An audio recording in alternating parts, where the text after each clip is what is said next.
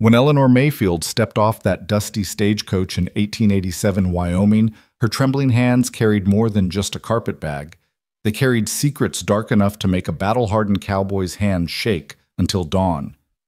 What she whispered to Caleb Boone on their wedding night would either destroy them both or forge the most unlikely love story the frontier had ever seen. Welcome to a tale of broken souls finding wholeness in the untamed American West.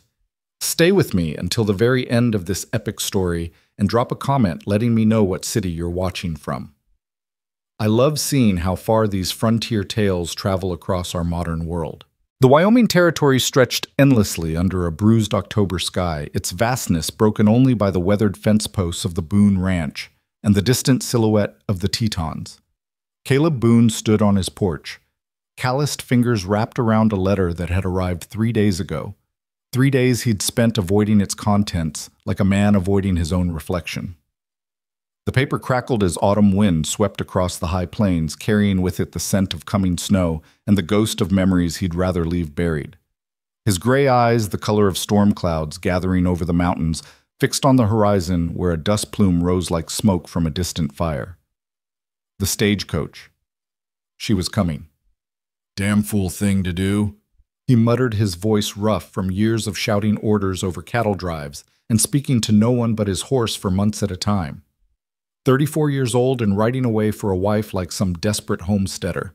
But desperation had a way of making men do things they never imagined. The loneliness of the high country could drive a man to madness, and Caleb had been walking that razor's edge for too long. When his old Army friend Marcus Whitfield had written about a young widow in need of a fresh start, it had seemed like providence. Now, watching that dust cloud grow larger, it felt more like reckoning.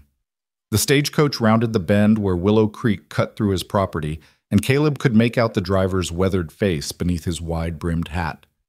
Old Pete Henderson had been running this route for 15 years carrying mail supplies, and the occasional passenger to the scattered ranches and mining camps that dotted this corner of Wyoming like stars in a vast empty sky.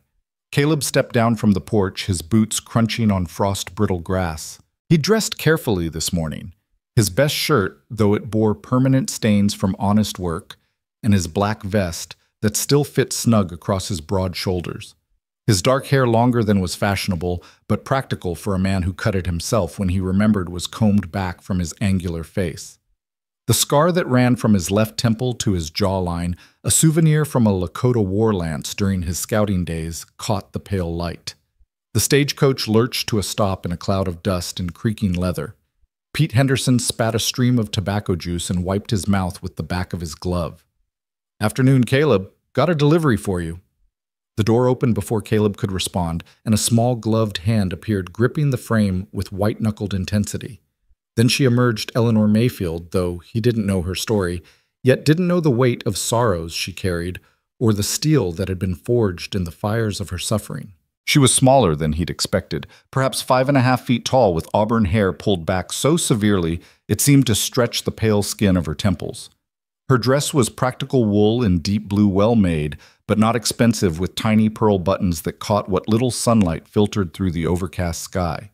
She clutched a worn leather carpet bag against her chest like armor, but it was her eyes that stopped him cold. They were the color of winter violets, beautiful and haunted, darting nervously from his face to the ground and back again. In those eyes, Caleb recognized something he'd seen in his own mirror for too many years, the look of someone who'd learned to flinch before the blow fell. "Mrs. Mayfield?" His voice came out rougher than he intended, and he cleared his throat. "I'm Caleb Boone." She nodded a quick bird-like movement. "Mr. Boone."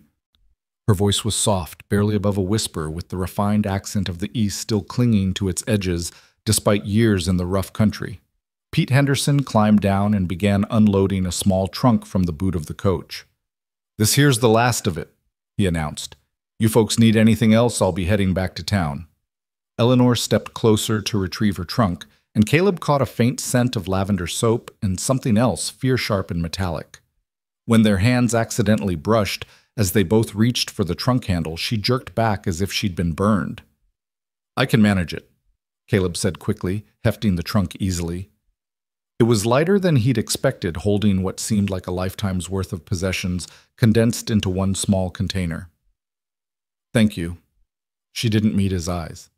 Pete Henderson climbed back onto his seat and gathered the reins. "You two take care now. Weather's turning ugly, should be here by nightfall." He touched the brim of his hat and clicked his tongue at the horses. As the stagecoach disappeared around the bend, an uncomfortable silence settled between them like morning fog. Caleb found himself studying her profile as she gazed toward the mountains, noting the way her jaw was set with determination, despite the fear that radiated from her like heat from a forge. "The house is just up the rise there," he said, finally, gesturing toward the log structure that had been his home for 8 years. It wasn't much to look at a main room with a stone fireplace, a kitchen lean-to, and a single bedroom that had felt more like a cell than a sanctuary since he'd built it. Eleanor nodded and fell into step beside him, her shorter legs working to match his stride.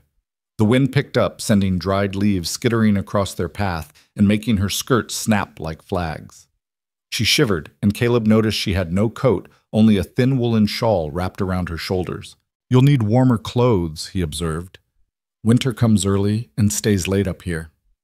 "I have some things," she replied quietly. "I'll manage." There was something in the way she said it, a stubborn pride wrapped around vulnerability, that reminded him of wounded animals he'd found over the years.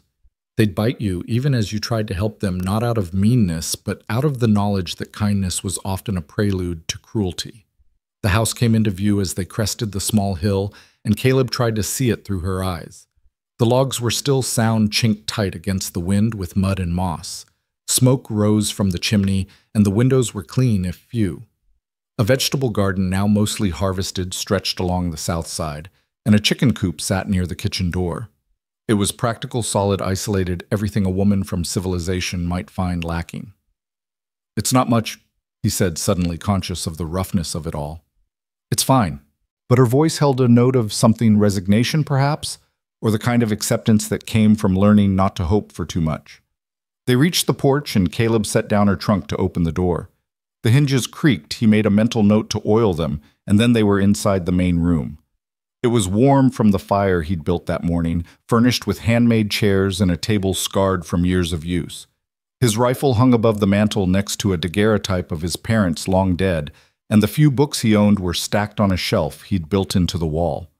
Eleanor stood just inside the doorway, still clutching her carpet bag, taking in the masculine space with quick, darting glances.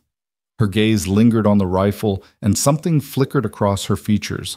Not fear exactly, but recognition. "You can put your things in the bedroom," Caleb said, then felt heat rise in his neck as he realized how that sounded. "I mean, I'll be sleeping in the barn until we figure things out." She looked at him, then really looked at him for the first time since stepping off the stage.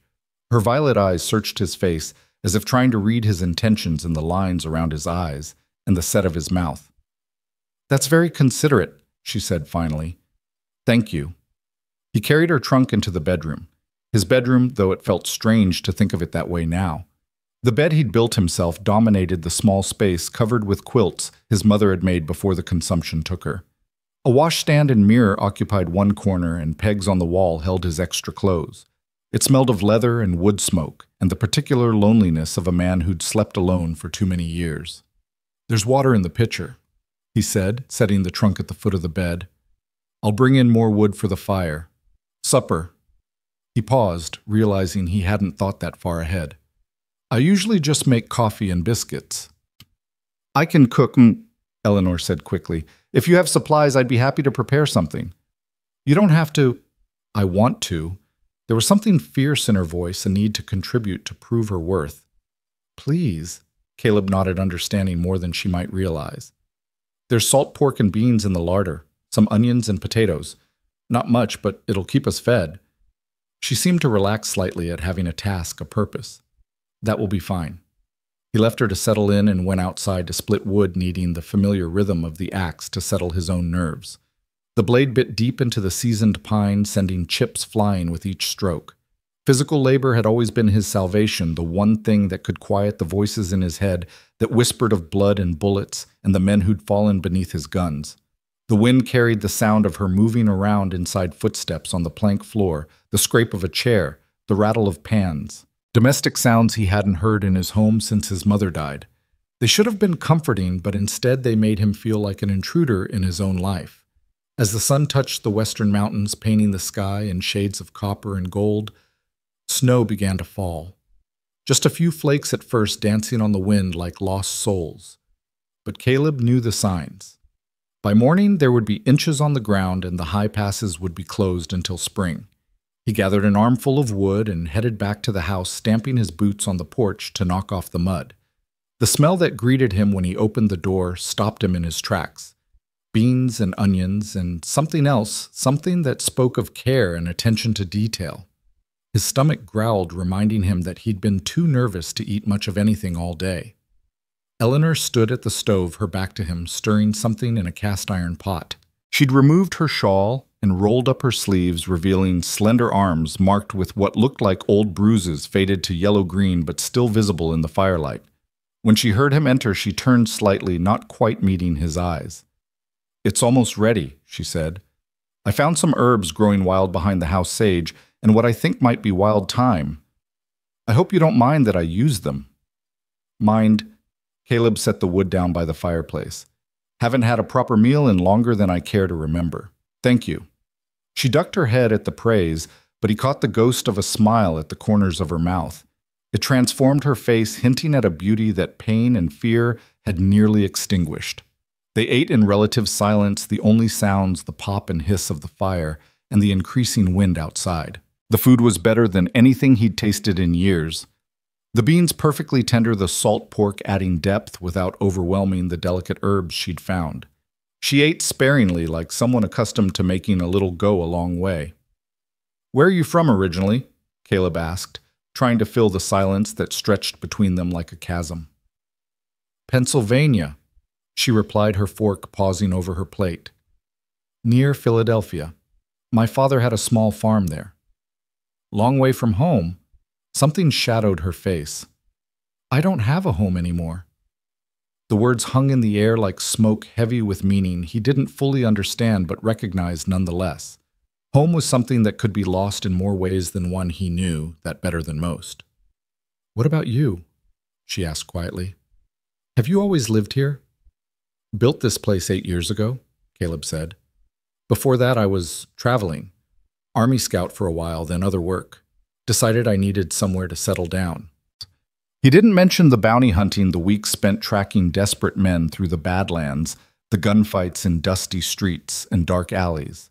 Didn't mention the dreams that still woke him some nights, dreams of faces he'd never forget, and names he tried not to remember. Thunder rolled across the mountains, and Eleanor flinched, her hand flying to her throat in an unconscious gesture of protection. Rain began pattering against the windows, mixing with the snow, to create a slurry that spoke of a miserable night ahead. "Storm's getting worse," Caleb observed. "Good thing you made it when you did." She nodded, but her eyes had gone distant, focused on something he couldn't see.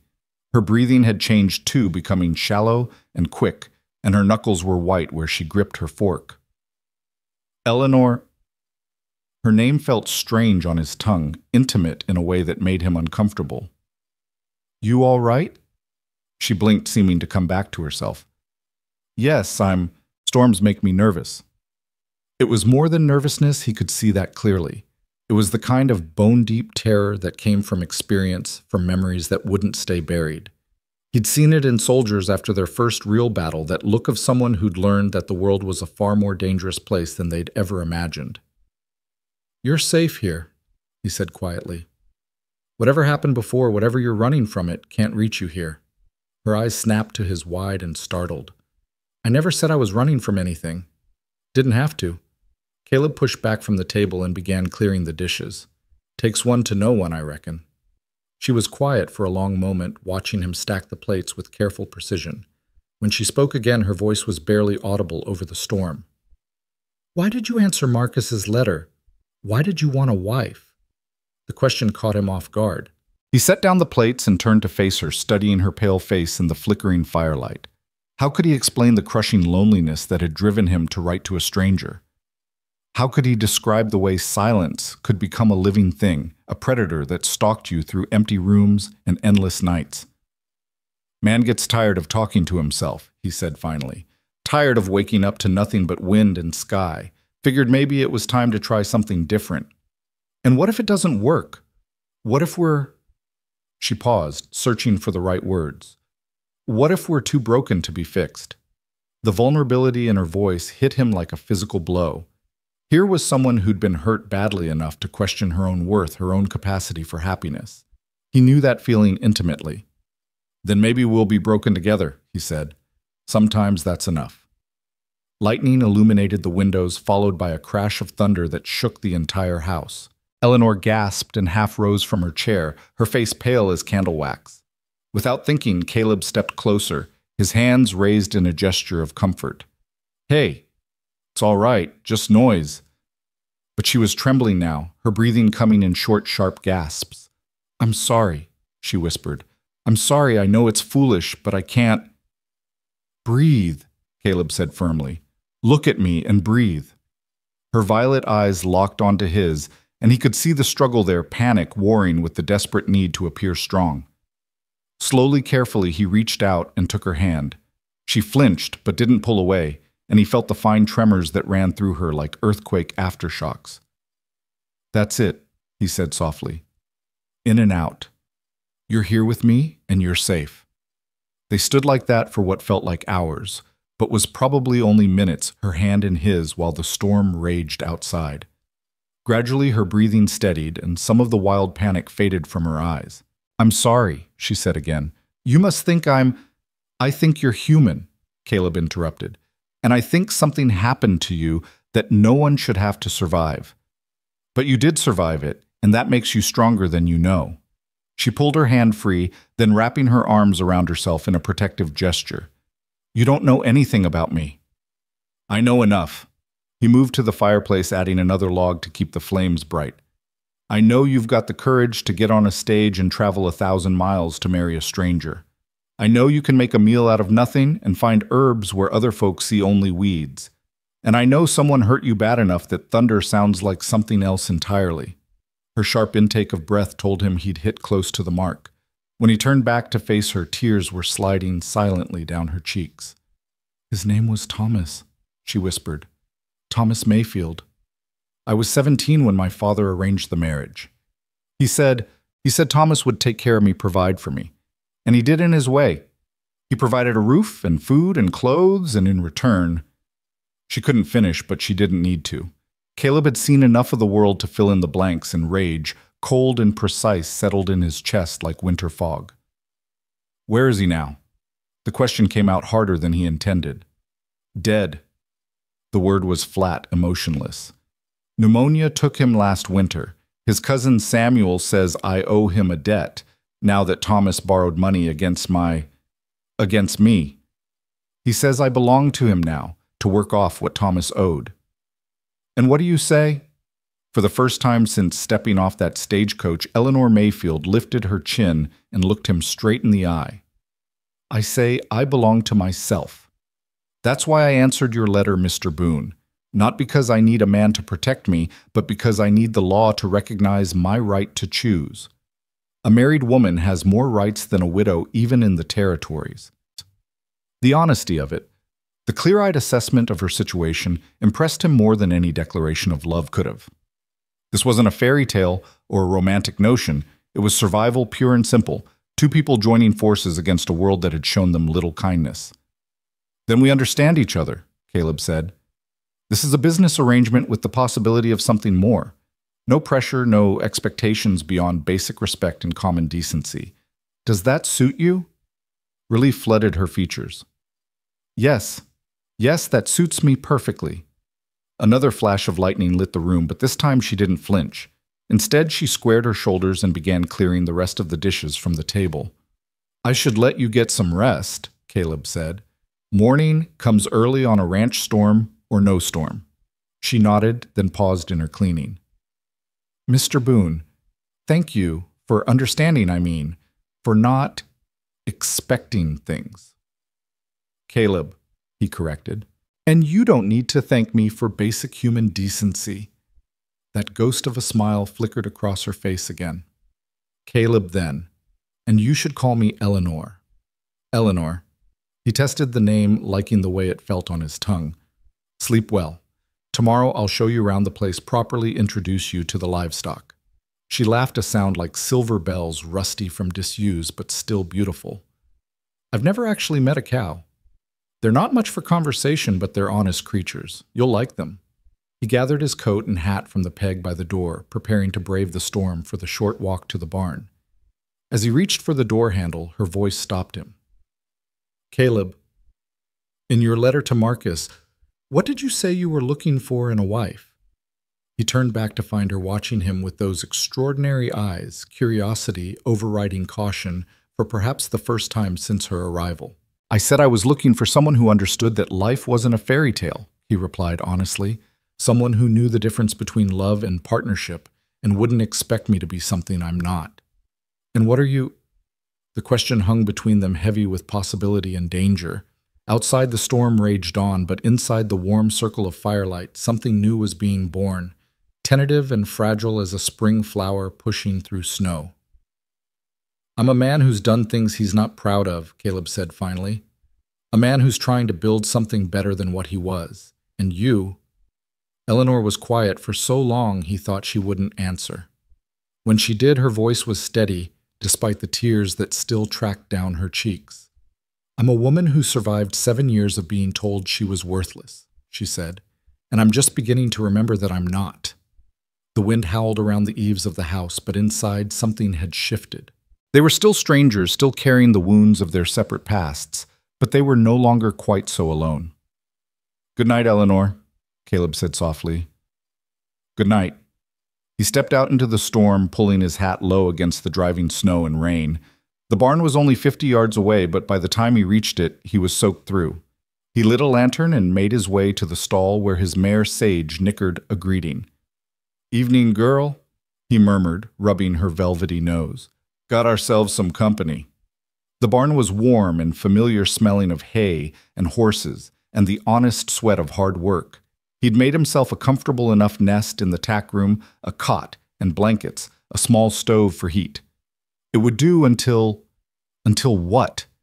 Until they figured out what this arrangement between them really was. As he settled onto the narrow cot, listening to the storm batter the barn walls, Caleb found himself thinking about the woman in his house. Eleanor. She was nothing like what he'd expected when he'd answered Marcus's letter. He'd imagined someone practical and plain, maybe a little worn down by life, but fundamentally uncomplicated. Someone who would cook his meals and mend his clothes and not ask too many questions about the scars on his hands or the way he sometimes woke from dreams with his heart pounding. Instead, he'd gotten a woman who was beautiful, despite her obvious fear, intelligent, despite her circumstances, and strong in ways she probably didn't even recognize yet. A woman who carried her own dark secrets and her own quiet courage. A woman who could be dangerous to the careful walls he'd built around his heart. The storm showed no signs of letting up, and somewhere in the distance a wolf howled, a sound that spoke of loneliness and wild places and the eternal search for something that might ease the ache of solitude. Caleb pulled his blankets closer and tried to sleep, but his mind kept drifting to the house 50 yards away, and the woman who was probably lying awake listening to the same storm and wondering what the morning would bring. Tomorrow, he would show her the ranch, introduce her to the rhythms of his life.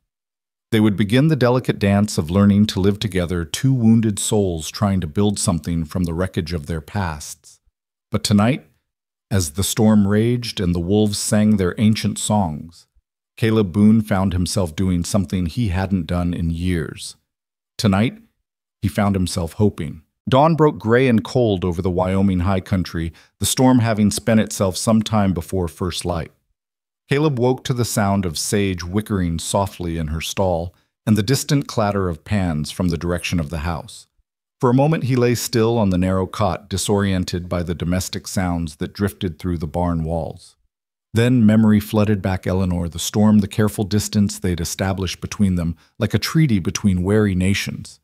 He dressed quickly in the cold air, his breath forming white puffs, as he pulled on his boots and shrugged into his coat. Outside, the world had been transformed by the storm. Snow blanketed everything in pristine white, broken only by the dark tracks of rabbits and the single line of footprints that led from the house to the chicken coop. She was already up tending to chores she had no obligation to handle. The kitchen windows glowed warm yellow against the pearl gray morning, and smoke rose straight up from the chimney in the still air. Caleb stamped his feet on the porch, giving her warning of his approach before he knocked softly and entered. Eleanor stood at the stove, her auburn hair braided neatly down her back, wearing a different dress than yesterday. This one, a practical brown wool that brought out the violet of her eyes. She looked up as he entered, and he caught a glimpse of something that might have been relief before she quickly looked away. "Good morning," she said, her voice carefully neutral. "I hope you don't mind I found the chickens and gathered the eggs. They seemed quite distressed by the storm." "They'll be grateful," Caleb replied, hanging his coat on the peg. "Chickens aren't fond of weather that can't make up its mind between rain and snow." She smiled at that, a real smile that transformed her entire face. "I made coffee, and there are biscuits in the oven. I found some preserves in the larder strawberry, I think." The domesticity of it should have felt natural, but instead it highlighted the strangeness of their situation. Here they were, two people who barely knew each other playing at being husband and wife, in a house where every silence carried the weight of unspoken questions. "You didn't have to do all this," Caleb said, accepting the cup of coffee she offered. It was strong and hot, exactly how he liked it, though he'd never told her that.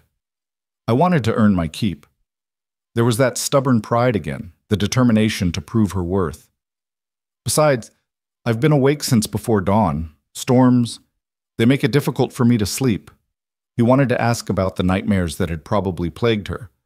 Wanted to know what Thomas Mayfield had done to make thunder sound like violence to her ears. But the careful distance they'd established was fragile, and he wouldn't be the one to shatter it. "Once you've eaten, I'll show you around," he said instead. "Help you get your bearings." They ate in companionable silence, the morning light growing stronger beyond the windows.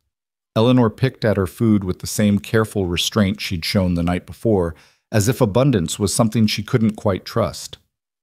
When she reached for the preserves, her sleeve rode up slightly, revealing more of those faded bruises on her wrist, finger-shaped marks that spoke of hands gripping too tightly too often. Caleb's jaw tightened, but he forced himself to look away. The past was the past, and Thomas Mayfield was beyond his reach now. But if this cousin Samuel ever showed his face on Boone land, well, that would be a different conversation entirely. After breakfast, they bundled into coats and stepped out into the transformed landscape. The snow crunched under their feet, and their breath steamed in the crisp air. Eleanor moved carefully, unused to the treacherous footing, and Caleb found himself offering his arm when they reached a particularly icy patch near the barn. She hesitated for a moment before accepting her small hand resting lightly on his forearm. Even through the thick wool of his coat, he could feel the delicate bones of her fingers, the subtle tremor that spoke of a fear she was trying hard to master. "The barn houses the horses and the milk cow," he explained as they approached the weathered building. "Sage is my mare. She's got a good temperament, won't give you any trouble if you need to ride. The cow is Bessie, and she's ornery as hell, but gives good milk." Eleanor laughed despite herself. "Ornery cattle. I'm learning that ranch life is full of personality." "Every animal out here has to have some fight in them to survive," Caleb said, pushing open the barn door. "The weak ones don't make it through the first winter." Was he talking about the animals, or was there a deeper meaning buried in those words? Eleanor glanced at his profile, noting the way his gray eyes seemed to see everything. The distant mountains, the sky that promised more snow. The careful way she held herself as if expecting a blow that might never come. Inside the barn, Sage nickered a greeting and thrust her velvety nose over the stall door. Eleanor approached cautiously, extending one tentative hand toward the mare's soft muzzle. "She's beautiful," Eleanor murmured as Sage investigated her fingers with gentle lips. "I've never been this close to a horse before." "Sage is special," Caleb agreed, producing a carrot from his pocket. "Here, let her take it from your palm. Keep your hand flat." Eleanor followed his instructions, gasping softly as the mare's whiskers tickled her palm. "She's so gentle." "Horses know things about people," Caleb said quietly. "They can sense fear, anger, kindness. Sage likes you. That's not something she gives easily." There was something in his voice that made Eleanor look at him sharply. Was he talking about the horse's judgment or his own? Before she could examine that thought too closely, a loud bellow from the far end of the barn demanded their attention. "And that would be Bessie," Caleb said with resignation. "Fair warning, she's got opinions about strangers." The milk cow was a sturdy Holstein with intelligent brown eyes and an attitude that radiated disdain for the entire human race. She regarded Eleanor with the sort of look usually reserved for particularly unwelcome dinner guests. "She's very expressive," Eleanor said diplomatically. "She's a pain in the ass," Caleb corrected. "But she gives 3 gallons a day and hasn't missed a milking in 2 years. Sometimes that's worth putting up with a bad attitude." As they continued the tour, the chicken coop with its collection of fluffy, indignant hens, the smokehouse where meat could be preserved through the long winter, the workshop where Caleb crafted the furniture and tools that kept the ranch running, Eleanor found herself relaxing incrementally. Here, away from the confines of the house, with its implications of intimacy and expectation, she could simply be a person learning about a new life. Caleb proved to be a patient teacher, explaining the rhythms of ranch life with the same careful attention he might give to training a horse. He showed her how to scatter feed for the chickens, how to check for eggs without getting pecked by the protective hens, how to read the sky for signs of changing weather. "Storm's not done with us yet," he observed, pointing to the bank of clouds gathering over the western peaks. "We'll get more snow before nightfall." Eleanor shivered, though whether from cold or the memory of the previous night's terror, she couldn't say. "How do you stand it? The isolation, I mean. When the snow comes, how long before you see another soul?" "Sometimes not until spring," Caleb admitted. "But you learn to find peace in the quiet. The land has its own conversation if you know how to listen." They had reached the fence line that marked the edge of his immediate property.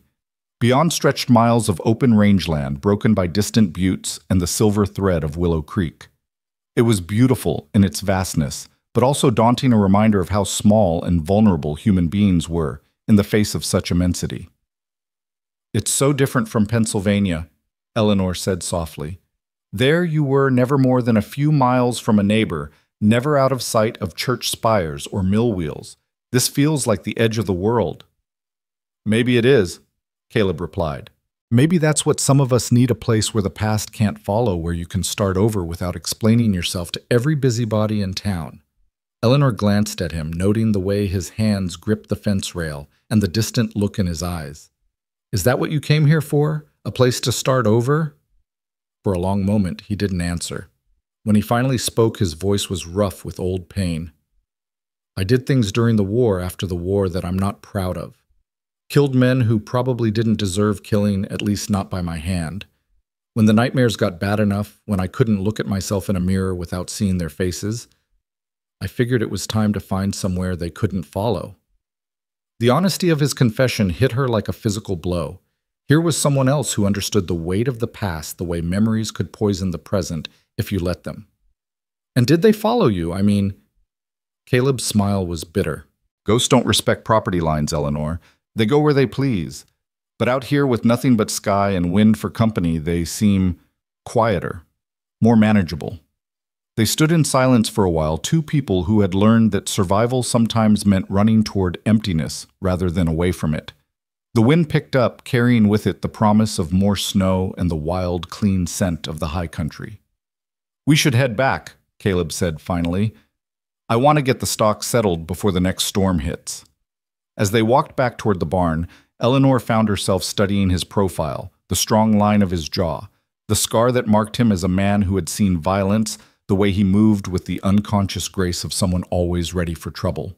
There was kindness in him, she was beginning to realize, but it was a careful kindness offered cautiously to those who proved themselves worthy of it. "Caleb."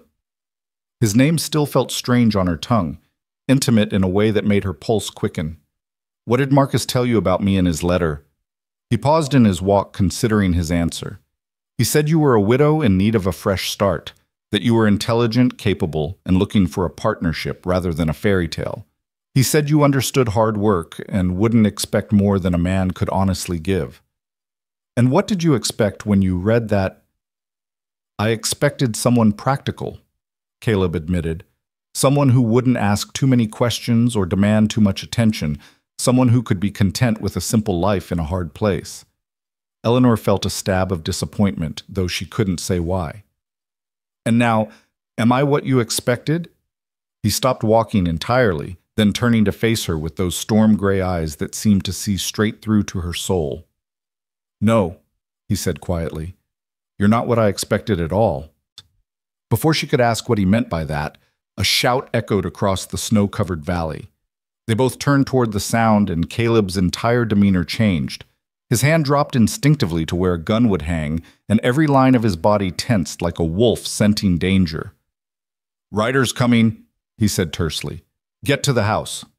Eleanor followed his gaze and saw them, 3 men on horseback, dark shapes against the white landscape riding hard toward the ranch. Even at a distance, there was something purposeful, almost predatory, about their approach. "Who are they?" she asked, though some instinct already whispered the answer. "I don't know." Caleb lied because he could see the quality of their horses, the deliberate way they rode, the fact that they were traveling in weather that would keep honest men by their firesides. "But I intend to find out. Get inside and lock the door." "Caleb, go." The command in his voice brooked no argument. "Now." Eleanor ran for the house, her skirts hampering her progress through the deep snow. Behind her, she could hear Caleb's boots crunching toward the barn, probably to retrieve the rifle she'd noticed hanging above the mantel. Her heart hammered against her ribs as she reached the porch and fumbled with the door latch. Inside, she pressed her back against the door and tried to catch her breath. Through the front window, she could see Caleb emerging from the barn, the rifle now cradled easily in his arms. He moved with the fluid grace of someone accustomed to violence, and for the first time since meeting him, Eleanor could clearly see the dangerous man he had once been. The riders were closer now, close enough that she could make out details. Heavy coats, low-pulled hats, the metallic glint of weapons. The lead rider was a large man with a dark beard, sitting his horse with the confidence of someone accustomed to getting his way through intimidation. Eleanor's blood turned to ice water in her veins. Even at a distance, even after months of believing herself safe, she recognized him. Samuel Morrison, Thomas's cousin, the man who claimed she belonged to him now. Her hands began to shake so violently she could barely grip the window frame. He had found her. Somehow, despite all her careful planning, despite choosing Wyoming territory specifically because it was as far from Pennsylvania as she could manage, Samuel had tracked her down. Outside, the 3 men reined their horses to a stop about 20 yards from where Caleb stood. The distance was deliberate, close enough to talk, far enough to draw weapons if necessary. Samuel dismounted with theatrical casualness, his boots crunching in the snow as he approached. Eleanor pressed closer to the window, straining to hear the conversation that would determine her fate. "Morning," Samuel called out, his voice carrying easily in the thin air. "You'd be Caleb Boone, I'm guessing." "I would." Caleb's response was flat, uninviting. "And you'd be trespassing on my land." Samuel laughed, a sound like breaking glass. "No offense intended, friend. Just come to collect what's mine. Don't see anything here that belongs to you." "Well, now that's where you're wrong." Samuel's tone remained conversational, but Eleanor could hear the steel beneath it. "I'm looking for a woman, Eleanor Mayfield, about so high reddish hair, violet eyes. Real pretty when she's not being difficult. I have it on good authority she came through here recently." Caleb's grip on the rifle shifted almost imperceptibly. "Can't say as I know anyone by that name." "Now that's curious," Samuel mused, pulling off his gloves with exaggerated care. Because the stagecoach driver in town was real talkative about the young lady he delivered to the Boone Ranch just yesterday. Described her right down to that little scar on her left hand. Eleanor's eyes flew to her left hand, to the thin white line across her palm, where Thomas's ring had cut her during one of his rages. Samuel knew her body like a piece of property he'd inventoried, and the thought made bile rise in her throat. "Even if I knew this woman," Caleb said carefully, "what business would that be of yours? Legal business." Samuel reached into his coat and withdrew a folded paper. "I have documents here that prove Eleanor Mayfield owes a substantial debt to the Morrison family. Her late husband borrowed against her person, if you understand my meaning. She's bound to work off that debt, and I'm here to collect." "Those documents wouldn't be worth the paper they're written on in this territory," Caleb observed. "Wyoming doesn't recognize debt bondage." Samuel's smile turned ugly. "Maybe not. But accidents happen out here in the wilderness, don't they? Man could disappear and never be found. Woman too, for that matter. Especially if she was already bound to someone who had every legal right to take her back to Pennsylvania. The threat hung in the air between them like poison. Eleanor found herself gripping the windowsill so tightly her knuckles had gone white. This was exactly what she had feared, what had driven her to answer Caleb's letter in the first place. Samuel would take her back, and this time there would be no escape. But Caleb didn't flinch. Instead, he took a step forward, and Eleanor could see the way his body had gone perfectly still, the stillness of a predator preparing to strike. Funny thing about accidents, Caleb said conversationally. They tend to happen to folks who go looking for trouble in places they don't belong. One of Samuel's companions, a thin man with nervous eyes, shifted in his saddle. Samuel, maybe we should— Shut up, Pete. Samuel's attention never wavered from Caleb. Now, Mr. Boone, I can see you're a reasonable man. I'm not looking for trouble with you, just want what's rightfully mine. You turn over the woman and we'll be on our way. No harm done. And if I don't— Samuel's hand dropped to rest on the butt of his pistol. Then I reckon we'll have to discuss the matter further. Eleanor couldn't stand it anymore. She couldn't hide behind the door while Caleb faced down 3 armed men on her behalf. Drawing a shaky breath, she opened the door and stepped onto the porch. Samuel. Her voice carried clearly across the snow, and all 4 men turned toward her. I wondered when you'd show up. Samuel's face lit up with triumph. There's my girl. You've led me a merry chase, Eleanor, but it's time to come home now. This is my home. The words came out stronger than she'd expected, fueled by a rage she was only beginning to recognize. I'm a married woman now, and that means your so-called claim is void. Samuel's expression darkened. Married to him. He jerked his head toward Caleb. When yesterday, that's mighty convenient timing, sweetheart. The timing doesn't matter, Eleanor said, stepping closer to the porch rail. The law is the law. We'll see about that. Samuel's voice had turned vicious. Because I don't think you are married. I think you're just playing house with this cowboy, hoping I'll give up and go home. But I've come too far and spent too much money tracking you down to be fooled by a charade. Caleb took another step forward, and now the rifle was openly threatening. The lady says she's married. That's good enough for me. But is it good enough for the law? Samuel pulled another paper from his coat. Because I happen to have a warrant here from Pennsylvania signed by a judge who agrees that Eleanor Mayfield is bound to me by legal debt. Now maybe you're married and maybe you're not, but until I see proof, she's coming with me. Eleanor felt the walls closing in around her. She had no proof of marriage because there had been no time for a ceremony. The local justice of the peace was 2 days' ride away in good weather, and Samuel had found her too quickly. What kind of proof would satisfy you? Caleb asked quietly. Samuel's smile was the expression of a snake eyeing a mouse. Oh, I think we both know the kind of proof I'm talking about. A marriage isn't real until it's been consummated. Isn't that right? And somehow, I don't think you two have gotten around to that yet. The crude implication hung in the air like a slap. Eleanor felt heat flood her cheeks, but it was anger now, not shame. How dare he reduce her to this, to a piece of property, to be haggled over by men who thought they owned her? You're disgusting, she said coldly. I'm practical, Samuel corrected. And I'm done playing games. Pete, Jake, go get her. The 2 mounted men started forward, but they hadn't gone 3 steps before Caleb's rifle swung to cover them. The sound of the lever action working was loud in the crisp air. First man who sets foot on my porch gets a bullet, Caleb said calmly. I'm real good with this rifle, boys. Won't even be much of a contest. The riders pulled up short, looking to Samuel for direction. For a moment, the tableau held 3 men with guns, 1 woman with nothing but stubborn courage, and 1 cowboy who had just declared war on behalf of a wife who wasn't really his wife. Samuel's face had gone red with fury. You're making a mistake, Boone, a big one. I've got legal documents and I've got enough men to take what's mine whether you like it or not. You've got 3 men, Caleb corrected. Against one who knows this country and has nothing left to lose. Those aren't odds I'd bet on if I were you.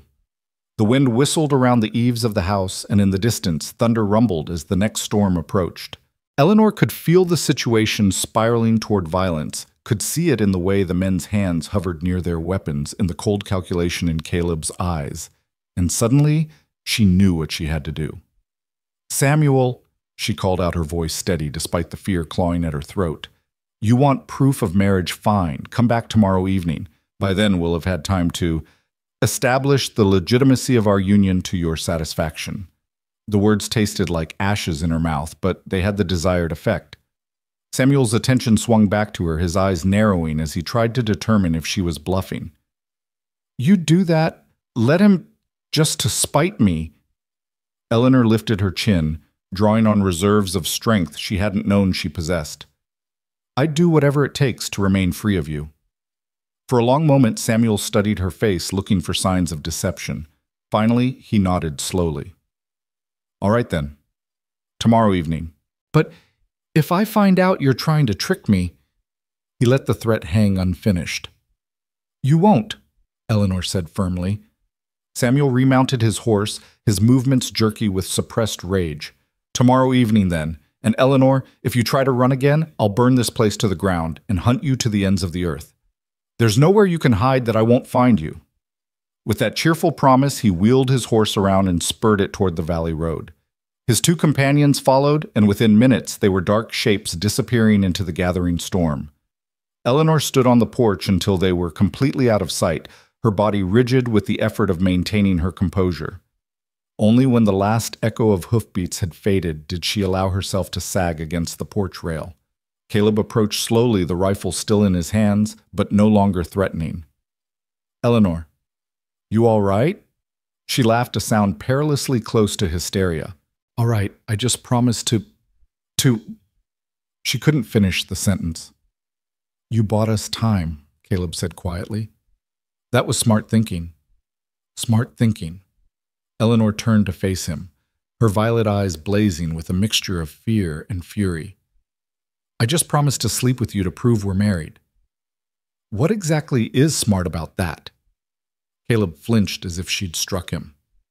You don't have to do anything you don't want to do. We'll figure something else out. Like what? He'll be back tomorrow, and if we can't prove we're truly married, he'll take me back to Pennsylvania, and you'll probably end up dead for trying to stop him. The blunt assessment hung between them like a challenge. Eleanor was right, and they both knew it. Samuel Morrison had the look of a man who would do whatever it took to get what he wanted, and he wanted her with an obsession that bordered on madness. There has to be another way, Caleb said. If there is, we have about 18 hours to find it. Eleanor wrapped her arms around herself, suddenly feeling the cold that had nothing to do with the weather. Maybe it wouldn't be so terrible. You're not like Thomas. You're not cruel. No. The word came out harsher than he intended. You're not a piece of property to be used to solve problems. I won't let you sacrifice yourself for my sake. And I won't let you die for mine. The words exploded out of her with surprising force. Don't you understand? You're the first person in 7 years who's been kind to me. The first person who's made me feel like I might actually be worth something. I won't let Samuel destroy that. They stared at each other across the porch, the weight of unspoken possibilities stretching between them like a bridge neither was quite ready to cross. The wind picked up, sending snow swirling around them, and in the distance thunder rolled again closer this time. We should go inside, Caleb said finally. Storm's coming, and we need to think this through. Eleanor nodded, though her legs felt unsteady as she walked toward the door. Behind them the mountains disappeared into gathering clouds, and the first fat snowflakes began to fall like tears from a gray sky. Inside the warm kitchen, they stood on opposite sides of the room, the domestic space suddenly charged with a tension that made the air itself seem to crackle. Eleanor moved to the stove, needing something to do with her hands, while Caleb hung the rifle back above the mantel with careful precision. How did he find you? Caleb asked quietly. Eleanor's hands stilled on the coffee pot. Samuel has resources, money connections. When I disappeared from Pennsylvania, he hired men to track me. It was only a matter of time. And the debt he mentioned. Real enough, I suppose. Eleanor's voice was bitter. Thomas gambled, drank, made poor investments. When he died, he owed money to several people, including Samuel. But the idea that I could be used as collateral, she shuddered. That's Samuel's invention. He's wanted me since before Thomas died, and now he thinks he's found a legal way to claim me. Caleb absorbed this information, his gray eyes thoughtful. Pennsylvania law might support his claim, but this is Wyoming territory. We have different ideas about women's rights out here. Will that matter if he simply takes me by force? The question hung in the air like smoke. They both knew the answer. Law was only as strong as the men willing to enforce it, and in this isolated valley there was only Caleb standing between Eleanor and Samuel's obsession. Outside, the storm was building in earnest. Wind howled around the eaves and snow lashed against the windows with increasing fury. By morning, the passes would be impassable, trapping them all in the valley until the weather cleared. There might be another way, Caleb said slowly. The justice of the peace in Willow Creek, Judge Patterson. If we could get to him, get properly married with legal documents. In this weather, Eleanor shook her head. It's 2 days hard riding in good conditions. We'd never make it through the storm. Not today, maybe, but if the weather clears... Samuel will be back tomorrow evening, Eleanor reminded him. There isn't time. They fell silent, each lost in their own thoughts. The fire popped and hissed in the grate, and somewhere in the distance a coyote howled a sound that spoke of wilderness and solitude and the harsh realities of survival in a land that offered no easy answers. Caleb, Eleanor's voice was barely above a whisper. If we went through with it, would it be so wrong? He looked at her, then really looked at her, taking in the way the firelight caught the auburn highlights in her hair, the delicate curve of her jaw, the violet eyes that held depths he was only beginning to fathom. She was beautiful, yes, but more than that, she was brave and intelligent and stronger than she knew. Under different circumstances, in a different world, he might have counted himself lucky to earn her affection honestly. But these weren't different circumstances, and the world was what it was. It would be wrong to take advantage of your situation, he said carefully. You're scared and desperate, and I won't be the kind of man who uses that against you. Eleanor took a step closer, her eyes never leaving his face. And what if I told you I wasn't just scared? What if I told you that when you held my hand last night during the storm, I felt safer than I have in 7 years? What if I said that the thought of Samuel taking me away from here, away from you, terrifies me more than anything he might do to me? Caleb's breath caught in his throat. Eleanor, I know it's not love. She continued, her voice growing stronger with each word. Not yet, anyway. But it could be something, couldn't it? Something real and honest and good. Something worth fighting for. The words hung between them like a promise and a prayer. Outside, the storm raged on, trapping them together in the warm circle of firelight, while forces beyond their control gathered like wolves at the edges of their small sanctuary. Caleb reached out then, his scarred hands gentle as they framed her face. Are you sure? Because once we cross this line, there's no going back. You'll be my wife in truth, and I'll be your husband. All the pain, all the ghosts, all the baggage we both carry, we'll be taking it on together. Eleanor leaned into his touch, her eyes closing briefly as if savoring the simple warmth of human contact offered without expectation of payment. I'm sure, she whispered. I've never been more sure of anything in my life.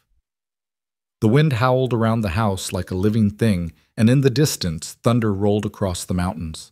But inside the warm kitchen, two broken souls reached for each other across the darkness, hoping to find in their joining something stronger than the sum of their separate fears. The storm would rage until dawn, and tomorrow would bring Samuel Morrison and his demands for proof. But tonight belonged to them alone. The hours that followed passed like a dream wrapped in firelight and whispered confessions. They sat together on the rough-hewn bench before the hearth, Eleanor's small hand resting in Caleb's larger one, both of them understanding that something profound was shifting between them. Something that went far beyond the desperate circumstances that had brought them to this moment. Tell me about your mother, Eleanor said softly, her fingers tracing the calluses on his palm. The quilts in the bedroom, they're beautiful. Caleb's eyes grew distant. Mary Catherine Boone, Irish to her bones with a temper to match and a heart big enough to forgive the world its sins. She died when I was 19, just before I joined the Army. Consumption took her slow, and she spent her last months making those quilts because she said a house without handmade covers was just a building, not a home. She sounds wonderful. She was, Probably would have taken a switch to me if she'd known the man I became after the war. His voice carried the weight of old regret. She believed people were fundamentally good, that even the worst of us could find redemption if we just tried hard enough. Eleanor studied his profile in the dancing firelight. Maybe she was right. Maybe that's what this is, a chance at redemption for both of us. The wind rattled the windows, but inside their small sanctuary time seemed suspended. They talked through the long hours, sharing fragments of their histories like precious gifts. Eleanor spoke of her childhood in Pennsylvania, of a father who'd loved books more than farming, and a mother who'd died too young, leaving her to navigate the treacherous waters of womanhood alone. Caleb told her about the war, about scouting missions that turned into bloodbaths, and the slow erosion of his soul that had followed. I killed my first man when I was 22. He said, his voice so quiet she had to lean closer to hear him. Confederate sniper who'd been picking off our boys for 3 days. I tracked him through a swamp in Louisiana, found him sleeping under a cypress tree. He was young, maybe 18, with a picture of a girl in his pocket and letters from home. I could have taken him prisoner, should have, but I was angry. Angry about the war, about my friends who'd died, about the whole bloody mess we'd made of the world. So I shot him while he slept, and I told myself it was necessary. After that, it got easier. Too easy. Eleanor's fingers tightened around his. How many? Enough. The word was flat final. More than enough. They were quiet for a while, watching the flames consume the logs with patient hunger. Finally, Eleanor spoke again, her voice barely audible above the storm. Thomas never hit me, she said. Not with his fists, anyway. He was too clever for that, too concerned with maintaining appearances. But there are other ways to hurt someone. Other ways to break them down until they forget they were ever whole. Caleb turned to look at her, seeing the pain that lived in her violet eyes like shadows in deep water. What did he do? He made me disappear, Eleanor said simply. Little by little, day by day, until I wasn't Eleanor anymore. I was just his wife, his possession, his thing to be used however he saw fit. He'd tell me I was stupid when I offered opinions frigid, when I didn't respond to his advances the way he wanted worthless, when I failed to live up to his expectations. And the worst part was, I started to believe him. The confession hung between them like a bridge built of shared pain. Caleb understood then why she'd flinched from his touch, why thunder sounded like violence to her ears, why she moved through the world like someone expecting punishment for simply existing. He was wrong, Caleb said fiercely, about all of it. You're not stupid or frigid or worthless. You're brave and kind and stronger than you know. Eleanor smiled through the tears that had begun to slide down her cheeks. How can you be so sure you've known me for 2 days? Because I recognize courage when I see it, Caleb replied. It takes real strength to get on a stagecoach and travel 1,000 miles to marry a stranger. It takes even more to stand up to a man like Samuel Morrison and refuse to be intimidated. I'm terrified, Mum, Eleanor whispered. Of him, of this, of what tomorrow might bring. Sometimes I think I've been scared for so long, I don't remember what it feels like to be brave. Courage isn't the absence of fear, Caleb said, brushing a tear from her cheek with his thumb. It's doing what needs to be done despite the fear. And you've been doing that since the day you decided to leave Pennsylvania. Outside, the storm continued its assault on the small house, but the fury seemed to be diminishing slightly. The wind still howled, but with less force, and the snow that lashed the windows had turned from hard pellets to softer flakes. It's getting late, Eleanor observed, though neither of them moved to separate. Yes, Caleb agreed. It is. The unspoken question hung between them. What happened next? They'd spent hours building a foundation of trust and understanding, but the physical reality of their situation remained unchanged. Samuel Morrison would return tomorrow evening expecting proof of consummation, and they had to decide how far they were willing to go to provide it. Caleb, Eleanor's voice was soft, uncertain. What I said earlier about us, I meant it, all of it. He searched her eyes in the firelight, looking for any sign of doubt or fear. Instead, he found a quiet determination that took his breath away. So did I, he said. But I need you to be sure, Eleanor, really sure, because once we... She silenced him by placing her fingers gently against his lips. "I know what I'm choosing," she said. "I'm choosing you. I'm choosing this. I'm choosing a future where I belong to myself and to someone who sees me as more than just property to be owned." The kiss that followed was soft, tentative, a question posed with lips and breath rather than words. Eleanor had been kissed before, but those kisses had been demands, taking what they wanted without regard for what she might freely give. This was different, an invitation she could accept or decline a conversation rather than a conquest. She chose to answer with her own lips, her own breath, her own gentle exploration of this new intimacy. When they finally broke apart, both of them were trembling slightly, not from cold, but from the magnitude of what they'd just begun. "Are you sure?" Caleb asked one more time, his forehead resting against hers. "I'm sure," Eleanor whispered. "I want this. I want you." What followed was a slow dance of discovery conducted in the warm glow of firelight while the storm raged outside. They moved to the bedroom with careful steps, both of them acutely aware that they were crossing a threshold that would change everything between them. Caleb lit a lamp while Eleanor stood by the window watching the snow fall in the darkness beyond. When he turned back to her, she was silhouetted against the glass, her auburn hair loose around her shoulders, where she'd unpinned it, her slight form somehow both fragile and resilient in the golden light. "Eleanor," he said softly, and she turned to face him. What passed between them then was tender beyond words, a joining of two souls who had found in each other not just passion, but sanctuary. They came together slowly, carefully, with a gentleness born of understanding, rather than mere desire. This wasn't about proving anything to Samuel Morrison or satisfying the crude demands of territorial law. This was about two people choosing to trust each other with their most vulnerable selves. Eleanor had never known that intimacy could be kind, that a man's hands could offer comfort rather than control, that her own body could respond with something other than duty or endurance. Under Caleb's patient touch, she discovered parts of herself that Thomas had tried to destroy: the capacity for joy, for pleasure, for the simple human connection that made life worth living. And Caleb, who had spent years believing himself irredeemably stained by violence, found in Eleanor's trust a kind of absolution he'd never thought possible. In her violet eyes, he saw not judgment for his past sins, but hope for a future they might build together. Afterward, they lay entwined beneath his mother's quilts, listening to the wind and the settling of the house around them. Eleanor's head rested on Caleb's chest. Her hair spread like silk across his skin, and for the first time in 7 years, she felt completely safe.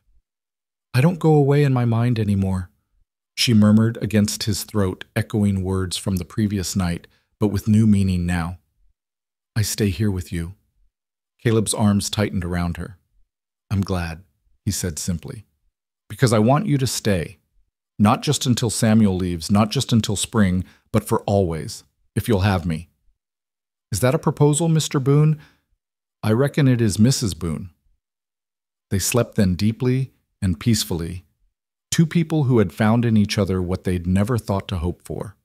But even in their contentment, both were aware that the dawn would bring new challenges, new threats to the fragile happiness they'd built in the space of a single night. Morning came gray and cold, the storm having blown itself out sometime before dawn. Eleanor woke to find herself alone in the bed, though the impression of Caleb's body remained warm beside her. Through the window, she could see him moving around the barn, already at work, despite the early hour. She dressed quickly, braiding her hair with fingers that still trembled slightly from the memory of his touch. In the kitchen, she found that he'd already started coffee and laid out the makings of breakfast. Small gestures of consideration that spoke louder than words about the kind of man he was. When Caleb returned from his morning chores, stamping snow from his boots on the porch, Eleanor was standing at the stove scrambling eggs. He paused in the doorway, taking in the domestic scene. His wife, he realized with a jolt of possessive satisfaction, cooking breakfast in their kitchen. "Morning," he said, his voice rough with more than just the cold. Eleanor turned to smile at him, and in that smile he saw no regret for what had passed between them, no fear of what the day might bring. Instead, he saw a quiet joy that made his heart clench with an emotion he was only beginning to recognize as love. "Good morning, husband," she said, and the words sounded exactly right on her lips. They ate breakfast in comfortable silence, both of them aware that the peaceful morning was borrowed time. Samuel Morrison would be back, and they needed to be ready for him. "What time do you think he'll come?" Eleanor asked as they finished their meal. "Evening, like he said. He'll want the full day to plan, maybe bring more men." Caleb's jaw tightened. "Eleanor, I want you to promise me something. If things go bad today, if it looks like he might take you by force, I want you to run. Take Sage and ride for town, find Judge Patterson. Tell him everything. I won't leave you to face them alone. You will if I tell you to," Caleb said firmly. "I can handle myself, but I can't fight and protect you at the same time. Promise me." Eleanor studied his face, reading the determination there, the love that made him willing to sacrifice himself for her safety. "I promise," she said finally, "but only if you promise me something in return." "What?" "Promise me you won't throw your life away out of some misguided sense of honor. If they outnumber you too badly, if the odds are impossible, promise me you'll surrender. I won't have your death on my conscience." Caleb wanted to argue, wanted to tell her that some things were worth dying for, but the look in her eyes stopped him. She'd lost too much already, endured too much pain. He couldn't add to her suffering by dying a hero's death that would leave her alone and defenseless. "I promise," he said. They spent the day in careful preparation. Caleb cleaned and loaded his rifle, checked his pistol, made sure the horses were ready in case they needed to run. Eleanor packed essential supplies into saddlebags, her movements efficient, despite the fear that gnawed at her stomach like hunger. As afternoon faded toward evening, they stood together on the porch, watching the horizon for signs of riders. The air was crisp and still, the snow pristine except for the tracks of rabbits and deer. It would have been beautiful, if not for the tension that stretched between them, like a wire about to snap. "There," Caleb said quietly, pointing toward the valley road. Eleanor saw them, then dark shapes against the white landscape, more than the three who had come yesterday. Samuel had brought reinforcements, 5 men in total, all of them armed and riding with purpose. 5 of them, Eleanor breathed. "Caleb, the odds." "I know." His voice was grim but steady. "But we're not backing down. Not now." The riders approached at a deliberate pace, spreading out as they neared the house in a formation that spoke of military experience, or at least criminal expertise. Samuel rode in the center, his dark beard visible beneath his hat, his posture radiating confidence. They stopped about 30 yards away just outside easy rifle range, and Samuel dismounted with theatrical casualness. He was dressed better today, a good coat, polished boots, the kind of clothes a man wore when he wanted to make an impression.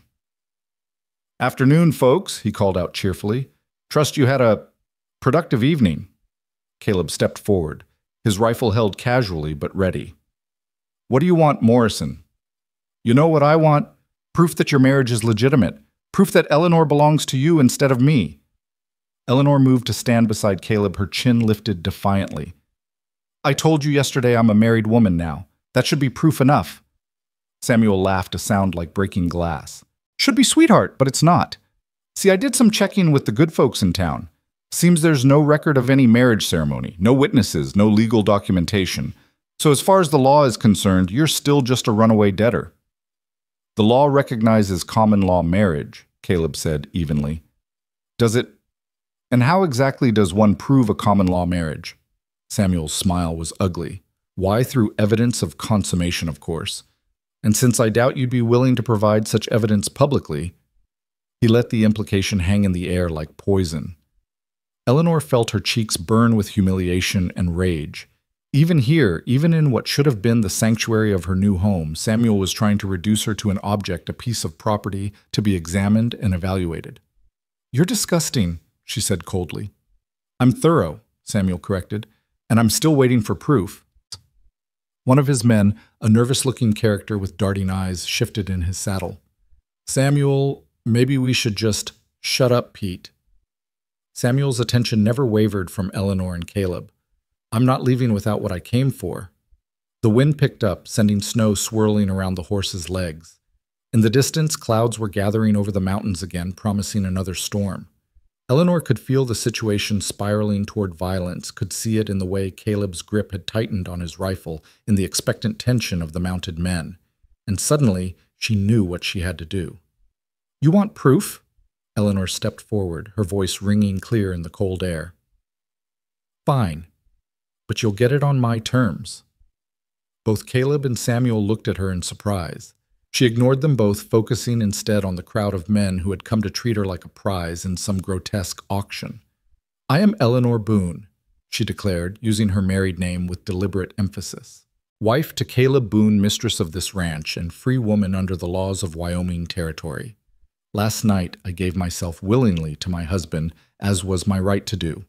We consummated our marriage in the eyes of God and nature, and if that's not enough proof for you, then you can ride back to Pennsylvania and explain to whoever sent you that Eleanor Mayfield is dead. She died the moment she chose love over bondage. The words rang out like a battle cry carried on the wind across the snow-covered valley. For a moment, no one moved, no one spoke. Then Samuel's face darkened with rage. Pretty speech, sweetheart, but words don't change facts. You're still coming with me. No, Eleanor said simply. I'm not. Samuel's hand dropped to his gun. I think you are. That's when Caleb stepped forward, his rifle coming up to his shoulder in one smooth motion. She said no, Morrison. That's the end of it. 5 against 1 cowboy. Not very good odds. Good enough, Caleb replied calmly. Question is, which one of you wants to die first? The standoff stretched like a taut wire, ready to snap at the slightest provocation. Eleanor could feel her heart hammering against her ribs, could see the way the mounted men were shifting nervously, hands hovering near their weapons. And then cutting through the tension like a knife came the sound of approaching hoofbeats. Everyone turned toward the sound, and Eleanor's heart leaped with hope as she recognized the rider approaching at a gallop. It was old Pete Henderson, the stagecoach driver, but he wasn't alone. Behind him rode a man in a dark coat and official-looking hat, Judge Patterson, the territorial justice of the peace. The two riders pulled up short at the edge of the confrontation, and Judge Patterson dismounted with the authority of a man accustomed to commanding respect. He was in his 60s with silver hair and sharp blue eyes that took in the scene with practiced assessment. Well, well, he said mildly. Seems I arrived just in time. Mr. Morrison, isn't it, from Pennsylvania? Samuel's face had gone pale. Judge Patterson, what brings you all the way out here? Received an interesting telegram this morning, the judge replied, pulling a paper from his coat. Seems there are some questions about the legal status of Mrs. Eleanor Boone and whether certain documents from Pennsylvania have any validity in Wyoming territory. Eleanor felt hope bloom in her chest like a flower opening to sunlight. Someone had sent word to the judge, but who? As if reading her thoughts, Judge Patterson smiled. Mrs. Boone, your friend, Mr. Whitfield in town, sends his regards. Seems he was concerned about your welfare when he heard about visitors asking questions. Marcus Whitfield, the man who had introduced her to Caleb through his letter. Eleanor could have wept with gratitude. Now then, Judge Patterson continued, turning his attention to Samuel and his men. Let's discuss these documents you've been waving around, shall we? Because according to territorial law, any contract that treats a human being as property for debt collection is null and void. Has been since we achieved territorial status. Samuel's jaw worked furiously.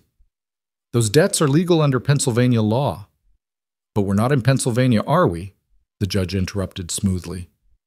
We're in Wyoming territory where a woman's debts die with her husband and cannot be transferred to his creditors. Where a woman has the right to choose her own spouse and cannot be forced into servitude to pay another's obligations. The legal pronouncement fell like a hammer blow. Eleanor saw the exact moment when Samuel realized his carefully laid plans had crumbled to dust, saw the rage and frustration war with the knowledge that he'd been outmaneuvered. Furthermore, Judge Patterson continued, I have here a properly witnessed and notarized certificate of marriage between Eleanor Mayfield and Caleb Boone, dated yesterday evening. The ceremony was performed by myself via proxy with Mr. Whitfield and Mrs. Henderson serving as witnesses. Eleanor stared at the judge in amazement. But how? Telegraph is a wonderful invention, Judge Patterson explained with a twinkle in his eyes. Mr. Whitfield was quite persuasive about the urgency of the situation. The law allows for emergency marriages in cases where the bride's safety is at risk, and this certainly qualified. Samuel's face had gone from pale to flushed with fury. This is a farce, a legal trick. This is the law, Judge Patterson corrected firmly. And if you continue to harass Mrs. Boone or threaten her lawful husband, I'll have you arrested for intimidation and assault. We have laws against that sort of thing, too. For a long moment, Samuel stood frozen in impotent rage, his hands clenched into fists at his sides. Eleanor could see him calculating, weighing his options, considering whether to push the confrontation into open violence. But 5 against 1 had become 5 against 3, with the weight of territorial law on the side of the 3. And Judge Patterson, for all his mild demeanor, carried a gun beneath his coat and the authority to use it. "This isn't over," Samuel said, finally, his voice thick with barely controlled fury. "I won't forget this, Eleanor, and I won't give up." "Yes, you will," Eleanor said, her voice steady and strong, "because you have no choice. I'm free, Samuel, free to choose my own life, my own future, my own happiness. And I choose to be Eleanor Boone, wife to a good man who sees me as more than property to be owned." Samuel mounted his horse with jerky movements, his face a mask of frustrated rage. "Come on," he snarled to his men. "Let's get out of this godforsaken wilderness." They rode away at a gallop, disappearing into the gathering dusk like the nightmare they'd been. Eleanor watched them go until they were just dark specks on the horizon, then turned to find Caleb watching her with an expression of wonder and pride. "Mrs. Boone," he said softly, and the name sounded like music on his lips. "Mr. Boone?" she replied, tears of relief and joy streaming down her cheeks. Judge Patterson cleared his throat diplomatically. "Well, now that's settled. I believe congratulations are in order. Mrs. Boone, Mr. Boone, welcome to married life." As if by mutual agreement, they moved toward each other, and when Eleanor threw herself into Caleb's arms, he caught her and spun her around, both of them laughing with the sheer relief of survival and the promise of a future they could build together. The storm clouds gathered overhead, but neither of them cared. They had weathered a different kind of storm, and they had come through it stronger than before, not just two lonely souls seeking shelter from the world, but true partners bound together by choice, by law, and by something deeper than either. The wind picked up, promising snow before midnight, but inside the circle of Caleb's arms, Eleanor felt nothing but warmth. Judge Patterson stayed for supper that evening, regaling them with stories of territorial politics and the challenges of bringing law to a land where justice had previously been dispensed at the end of a gun barrel. Eleanor found herself laughing more than she had in years. The weight of Samuel's threat finally lifted from her shoulders, like a heavy cloak she could finally shed. The telegram from Marcus arrived just after dawn. The judge explained over coffee and the apple pie Eleanor had somehow managed to produce from their meager supplies. "He was quite concerned about your welfare, Mrs. Boone. Said he'd heard talk in town about strangers asking questions, making threats." "We owe him a debt of gratitude," Caleb said, his hand finding Eleanor's across the rough wooden table. "Without his intervention."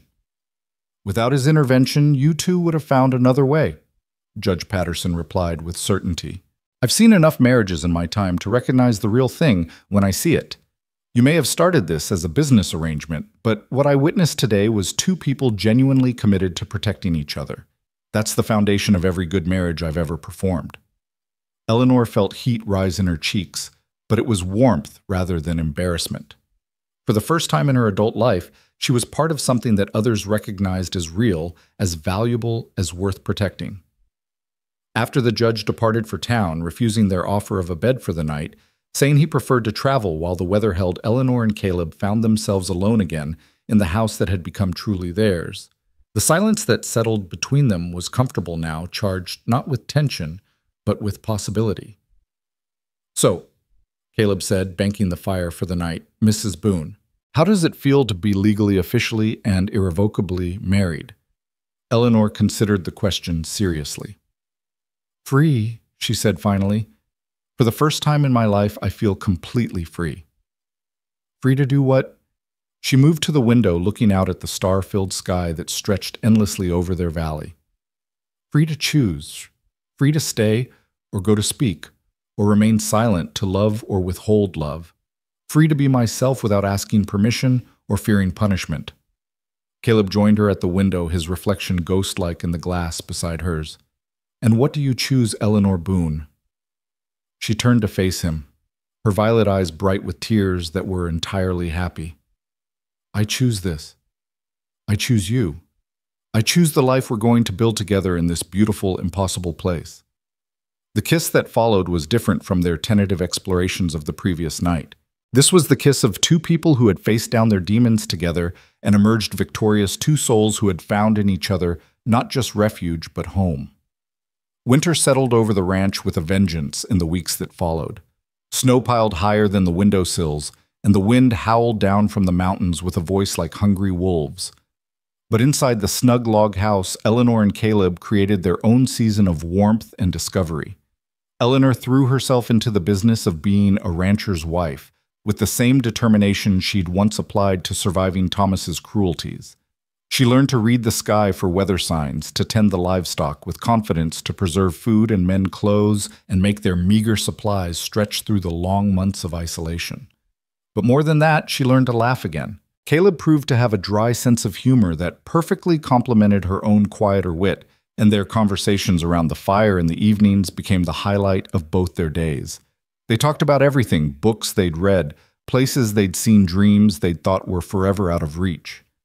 I always wanted to see the ocean, Eleanor confessed one snowy evening as they worked together on a quilt, her fingers nimble with the needle while Caleb held the frame steady. When I was little, I used to imagine what it would sound like, all that water moving at once. Maybe we'll go someday, Caleb said, when the ranch is more established, when we can afford to travel. San Francisco isn't that far, not really. The casual way he said "we" sent warmth flooding through Eleanor's chest. After years of being told her wants and dreams were foolish, irrelevant, it was a revelation to have someone not only listen to them, but help her plan how to make them real. "What about you?" she asked. "What did you dream about before?" "Before I became a killer, you mean?" Caleb's voice was matter of fact, but Eleanor heard the old pain underneath. "I wanted to be a teacher, believe it or not. Loved books, loved learning. Had this idea that I could open a school somewhere, help children discover that the world was bigger and more wonderful than whatever small corner they'd been born into." Eleanor set down her needle and looked at him with wonder. "You still could. There are children in the valley, families scattered through the territory. They need education, and you're the smartest man I've ever met." "I'm also a man with blood on his hands," Caleb reminded her gently. "Parents don't generally want their children taught by former killers. They want their children taught by good men," Eleanor corrected. "And you are a good man, Caleb Boone. Whatever you did in the past, whoever you were before, you're good now. I see it in the way you treat the animals, the way you take care of me, the way you're trying to build something honest and decent here." He reached across the quilt frame to cup her face in his palm, his thumb tracing the line of her cheekbone. "How do you do that?" "Do what?" "Make me believe I might actually deserve a second chance." Eleanor turned her face to press a kiss into his palm. "The same way you make me believe I was never worthless to begin with by seeing the truth, when everyone else sees only what they expect to see." Christmas came and went, quietly marked by the small gifts they'd managed to make for each other in secret: a new shirt Eleanor had sewn from fabric she'd found in the bottom of her trunk, a wooden jewelry box Caleb had carved with intricate roses during the long evenings when she thought he was simply whittling. They celebrated with a feast of roasted chicken and dried apple fritters, and Eleanor declared it the best Christmas of her life. "Better than when you were a child?" Caleb asked, genuinely curious. "Much better. When I was a child, Christmas was about duty and obligation, being grateful for what I was given whether I wanted it or not, acting properly for the relatives who came to judge our family's respectability. This is the first Christmas I've ever had that was about joy." The new year brought changes beyond the simple turning of the calendar. Eleanor began to notice small differences in herself, a heightened sensitivity to certain smells, a bone-deep exhaustion that no amount of sleep seemed to cure, a strange fluttering sensation low in her belly that she initially attributed to anxiety about Samuel's threats. It was Caleb who first suspected the truth, watching with growing concern as Eleanor pushed away her breakfast for the third morning in a row and hurried outside to be sick behind the chicken coop. "Eleanor, he said gently when she returned pale and shaky. "When was your last monthly time?" The question stopped her cold. She'd been so focused on the dramatic changes in her life, so caught up in learning to be a wife and a ranch woman, that she hadn't paid attention to the subtle rhythms of her own body. I... She thought back, calculating dates with growing amazement. 7 weeks ago, maybe 8. They stared at each other across the kitchen, the magnitude of the realization settling between them like snow falling on still water. Eleanor's hand moved instinctively to her stomach, and Caleb's eyes followed the gesture. "Are you sure?" he asked softly. "No. Maybe. Yes." Eleanor laughed, a sound caught between wonder and terror. "Oh God, Caleb, I think I'm going to have a baby." The joy that transformed his face was like sunrise breaking over the mountains. In 2 quick strides, he crossed the kitchen and swept her into his arms, spinning her around until they were both dizzy with laughter and possibility. "A baby," he repeated, as if testing the word for its reality. "Our baby." "Are you happy?" Eleanor asked, sudden uncertainty clouding her features. "I know we never talked about children, never planned." "Happy." Caleb set her down gently, his hands coming to rest on either side of her face. "Eleanor, I'm beyond happy. I'm terrified and thrilled and amazed all at once. A baby, a new life, something we made together out of love and hope." Eleanor felt tears streaming down her cheeks, but for once they were tears of pure joy. "I never thought I could have children. Thomas always said. He blamed me when I didn't conceive, said it was proof of my worthlessness." "Thomas was a fool," Caleb said fiercely. "This baby is proof of exactly the opposite proof that you're perfect, that we're perfect together, that love can create life even in the hardest places." The weeks that followed were a blur of preparation and anticipation. Eleanor's morning sickness gradually faded, replaced by a glowing energy that seemed to light her from within. Caleb became almost comically protective, insisting she avoid any task that might be remotely strenuous and fussing over her diet with the dedication of a mother hen. "I'm pregnant, not made of glass," Eleanor protested one afternoon when he tried to carry her across a puddle that was barely ankle deep. "You're carrying our child," Caleb corrected solemnly. "That makes you the most precious thing in this territory, and I'm going to treat you accordingly." His devotion was sweet, if occasionally overwhelming. Eleanor had never experienced the luxury of being treasured, of having someone consider her comfort and well-being more important than their own convenience. It took some adjustment to accept such care without feeling guilty or obligated to reciprocate in kind. Spring arrived late that year, with snow still covering the ground well into April. But when it finally came, it came with a rush of green that transformed the valley almost overnight. Wildflowers carpeted the meadows, the creek ran high and swift with snowmelt, and the air filled with the songs of returning birds. Eleanor's pregnancy became more obvious as the weather warmed her waist, thickening, and her movements taking on the careful grace of a woman carrying precious cargo. She bloomed like the wildflowers around their home, her hair growing lustrous, and her skin taking on a luminous quality that made Caleb catch his breath every time he looked at her. "You're beautiful," he told her one evening as they sat on the porch watching the sunset paint the mountains in shades of gold and crimson. "I know I tell you that every day, but I need you to really hear it. You're the most beautiful thing I've ever seen." Eleanor rested her hand on the gentle swell of her belly, feeling the first tentative movements of the life growing inside her. "I feel beautiful," she admitted. "For the first time in my life, I feel like I understand what that word really means." It was that same evening that they saw the riders approaching 3 men on horseback coming up the valley road at a leisurely pace that suggested they weren't in any particular hurry. Caleb tensed automatically, his hand moving toward the rifle that was never far from reach, but Eleanor placed a restraining hand on his arm. "It's not Samuel," she said with certainty. "These men aren't trying to intimidate anyone." She was right. As the riders drew closer, they could see that the lead man was older, gray-haired, with the weathered look of someone who'd spent his life outdoors. Behind him rode 2 younger men who had the unmistakable bearing of law enforcement officers. The older man dismounted when they reached the porch, removing his hat with old-world courtesy. "Mrs. Boone, Mr. Boone. I'm Sheriff Davies from Buffalo County, Pennsylvania. These are my deputies Matthews and Cole." Eleanor felt her blood turn to ice water, but Caleb's hand found hers and squeezed reassuringly. "Sheriff," he said evenly. What brings you all the way to Wyoming? I'm afraid I have some news about Samuel Morrison. Sheriff Davies said, his expression grave. Wanted to deliver it in person seemed like the right thing to do. What kind of news, Gitte? Eleanor asked, though some part of her already knew. He's dead, ma'am. Shot and killed 3 days after he returned from his visit to Wyoming territory. Seems he got into a disagreement with some men he owed money to, men who didn't take kindly to his failure to collect on what he claimed was a sure thing. Eleanor sank into the chair behind her, the magnitude of the news hitting her like a physical blow. Samuel Morrison, the man who had terrorized her nightmares and threatened her new happiness, was dead. How? Caleb asked quietly. Gunfight outside a saloon in Philadelphia.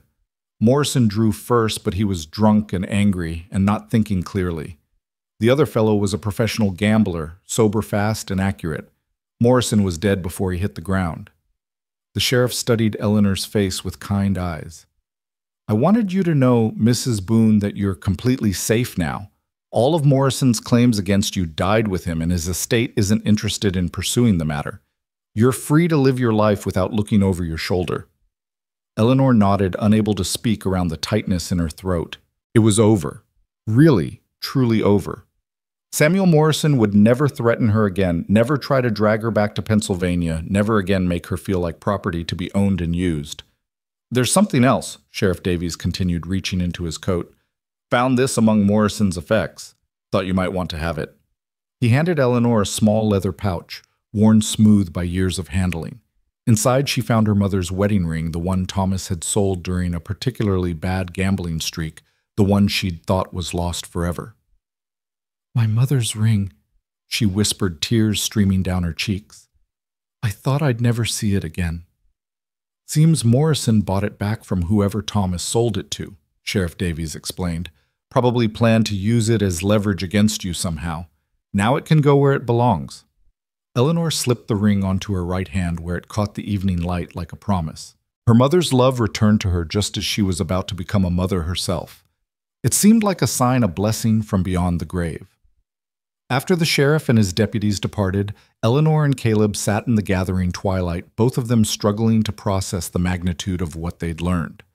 The threat that had shadowed their marriage from its very beginning was gone, removed not by their own actions, but by the twisted logic of Samuel's own violent nature. How do you feel? Caleb asked gently. Eleanor considered the question carefully. Free, she said finally, but also sad. Not for Samuel, he chose his path and paid the price for it. But sad for all the years I spent being afraid, all the energy I wasted on fear instead of living. You're living now, Caleb pointed out. We both are, and we have so much life ahead of us, years and years, to make up for everything we missed. Eleanor's hand moved to her belly where their child was growing strong and healthy. Do you think we'll be good parents? I think we'll be the kind of parents we wished we'd had, Caleb replied. The kind who see their children as individuals worthy of love and respect, not possessions to be controlled or investments to be managed. As if in response to his words, Eleanor felt a sharp kick from within, strong enough to make her gasp. I think our little one agrees with you, she said, laughing despite her tears. Caleb's hand joined hers on her belly, and together they felt the life they'd created moving and growing, preparing to enter a world that would be kinder to it than the world had been to either of them. Summer brought new challenges and new joys. Eleanor's pregnancy progressed smoothly, though the heat made her uncomfortable, and the growing weight of the baby made many of her usual tasks more difficult. Caleb hired a local woman, Mrs.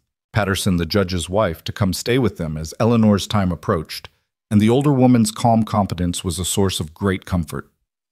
First babies can be unpredictable, Mrs. Patterson explained as she helped Eleanor prepare the birthing room, but you're strong and healthy, and Dr. Morrison from town will come when we send word. Everything will be fine.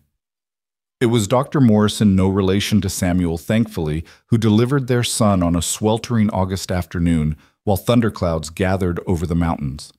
Eleanor's labor was long and difficult, but when she finally held her baby for the first time, all the pain was forgotten in the wonder of looking into his perfect little face.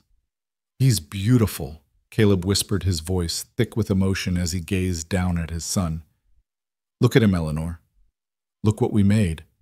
The baby had Caleb's dark hair and Eleanor's violet eyes, and from the moment he drew his first breath, he made it clear that he had inherited both parents' stubborn determination. His cries were lusty and indignant, as if he were protesting the indignity of being forced from his warm, dark sanctuary into the bright, noisy world. "What should we call him?" Eleanor asked, exhausted but radiant with joy. They had discussed names throughout the pregnancy, but had never quite settled on one that felt right. Now looking at their son's face, Caleb felt certainty settle in his chest, like a puzzle piece finding its proper place. "Daniel," he said, "Daniel Hope Boone, for new beginnings and the faith that brought us together."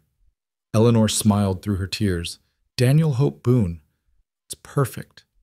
The weeks that followed were a blur of sleepless nights and overwhelming love. Eleanor marveled at how completely this tiny person had reorganized their entire world, how everything else seemed insignificant compared to the miraculous fact of his existence.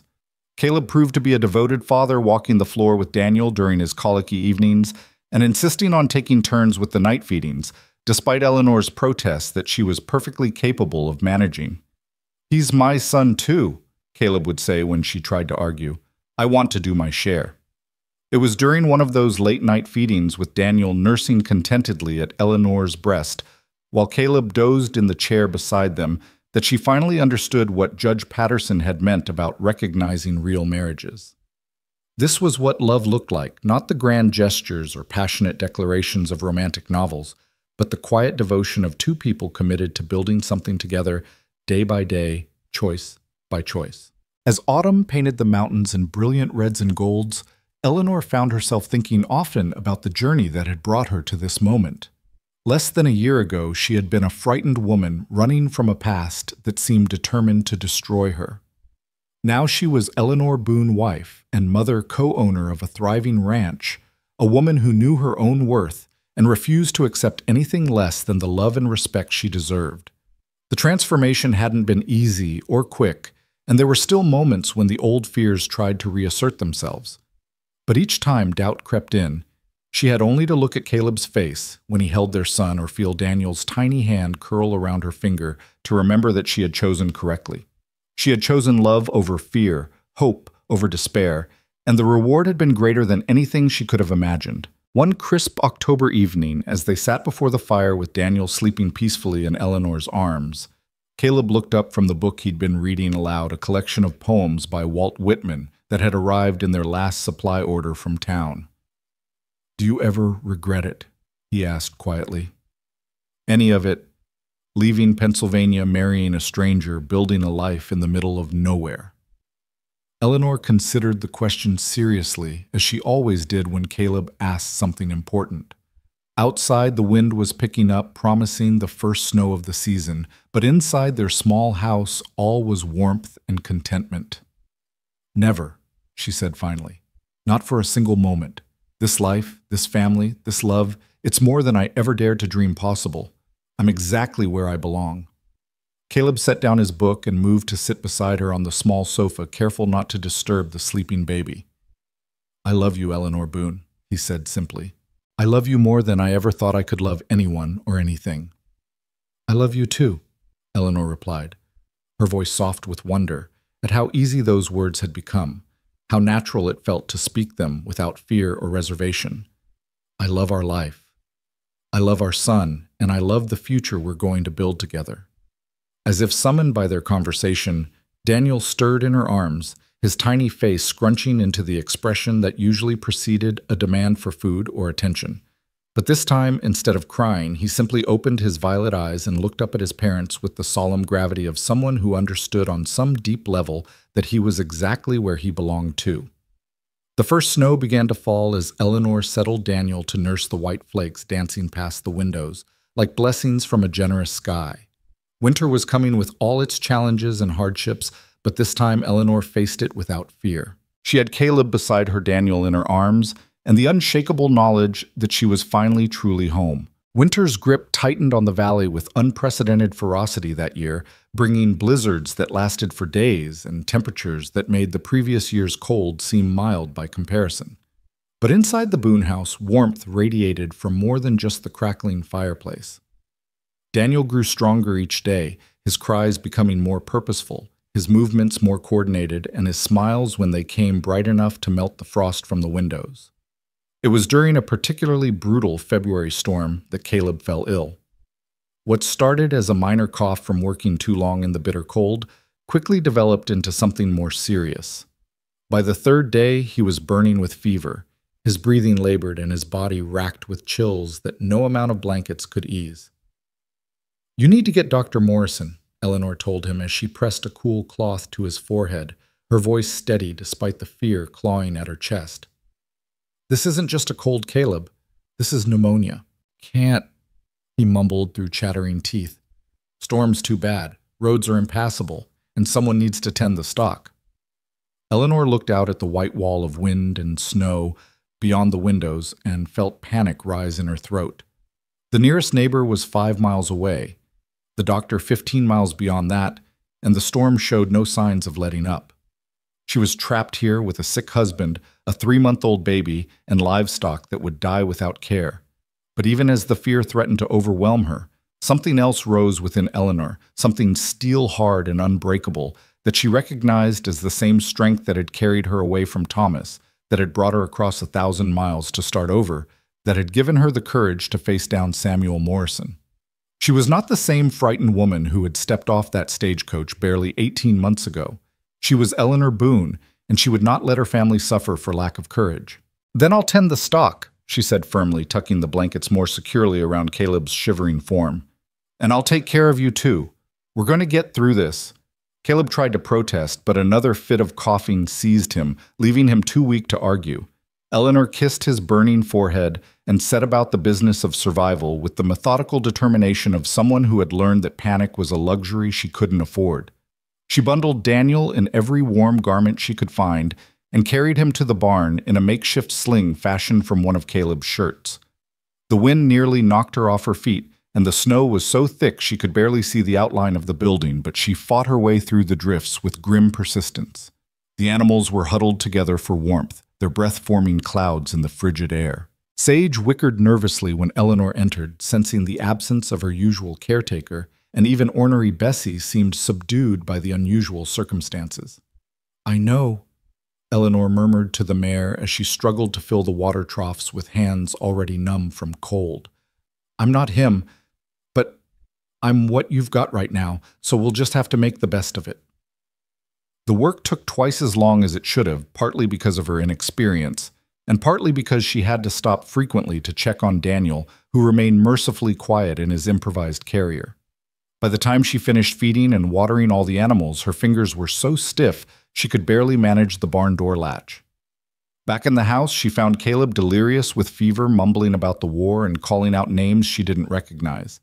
Eleanor fed Daniel and put him down for a nap, then turned her attention to nursing her husband with the same fierce determination she'd applied to the livestock. She brewed willow bark tea for his fever-forced water down his throat, drop by drop to prevent dehydration, and kept wet cloths on his forehead to cool his burning skin. When his breathing became so labored she feared he might stop altogether, she sat him up against her chest and held him while he fought for each breath her own tears falling silently into his dark hair. "Don't you dare leave me," she whispered fiercely during the worst of it when his fever spiked so high she thought she might lose him. "Don't you dare make me raise our son alone. I need you, Caleb Boone. We both need you. So you fight this thing. Do you hear me? You fight it, and you come back to us." Whether it was her words, her nursing, or simple stubborn determination on Caleb's part, the fever finally broke on the 4th day. Eleanor woke from an exhausted doze in the chair beside their bed to find him looking at her with clear, lucid eyes for the first time in days. "Eleanor?" His voice was barely a whisper rough from coughing, but it was the most beautiful sound she'd ever heard. "I'm here," she said, reaching for his hand and finding it blessedly cool. "The fever's broken. You're going to be all right." Caleb squeezed her fingers weakly. "The animals are fine. Fed and watered twice a day, just like you taught me. Daniel's fine too, sleeping in his cradle and growing bigger every day. We're all fine, Caleb. We made it through."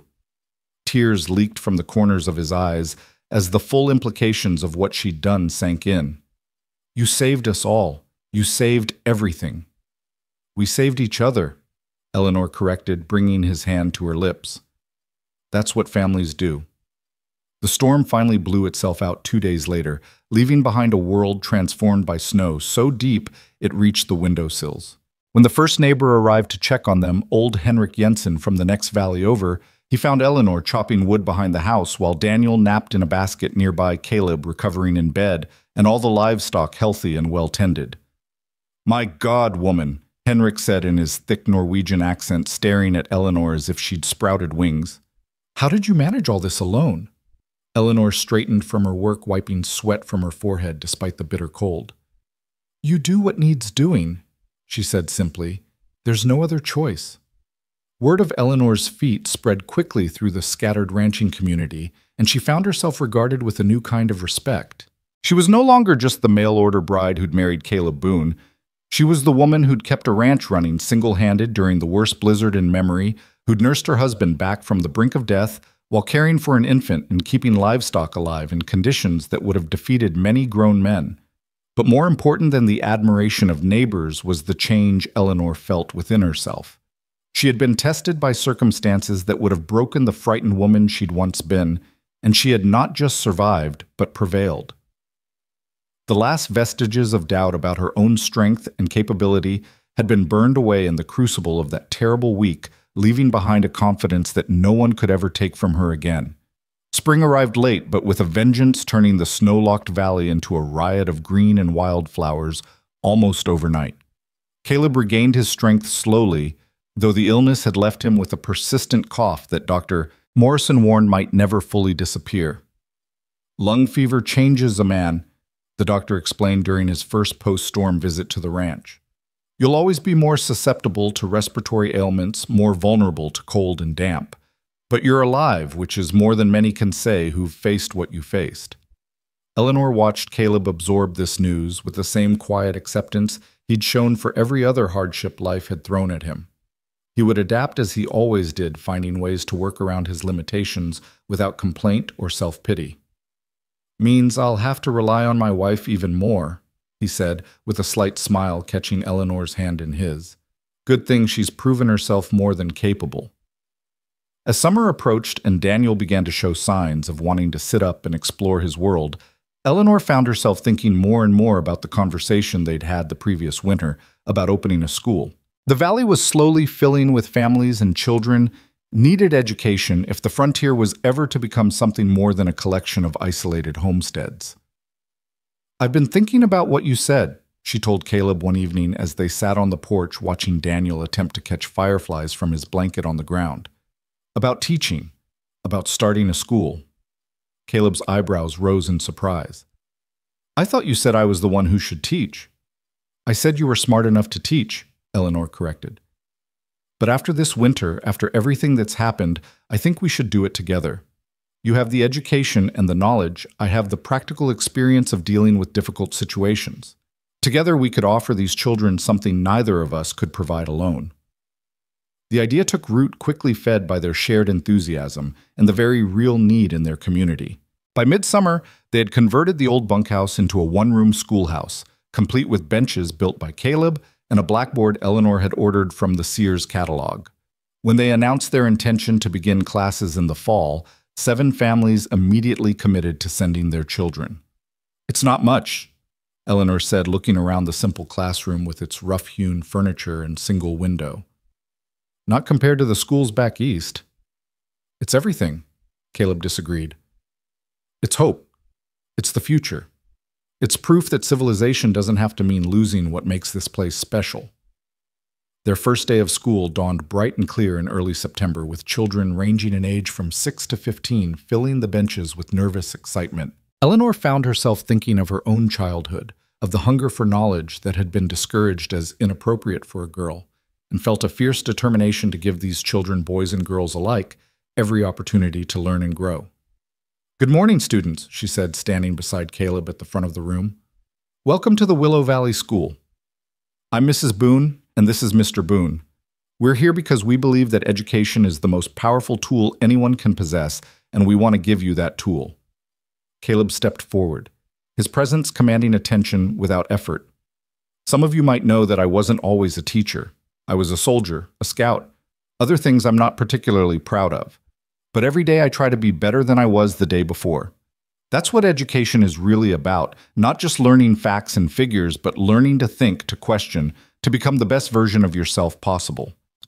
The children listened with rapt attention, these frontier youngsters who had grown up with sky and space and the kind of freedom that bred independence.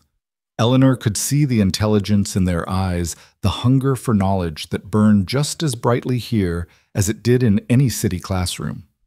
As the weeks passed, the school became the heart of their small community.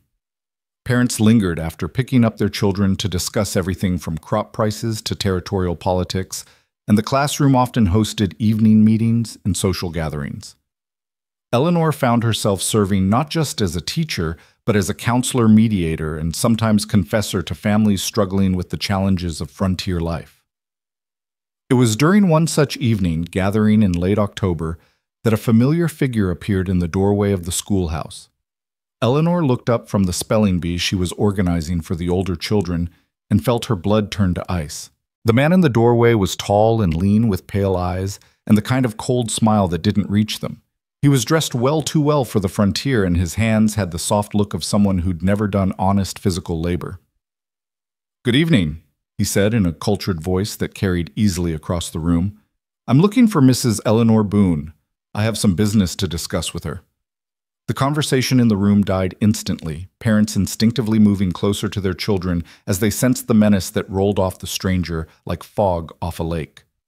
Caleb was at Eleanor's side in an instant, his hand resting casually on the butt of the pistol he'd taken to wearing during school hours.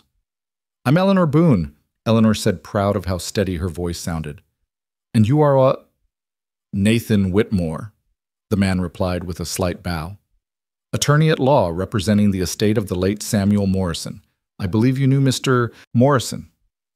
Eleanor felt the ground shift beneath her feet. Samuel was dead. Sheriff Davies had confirmed it personally.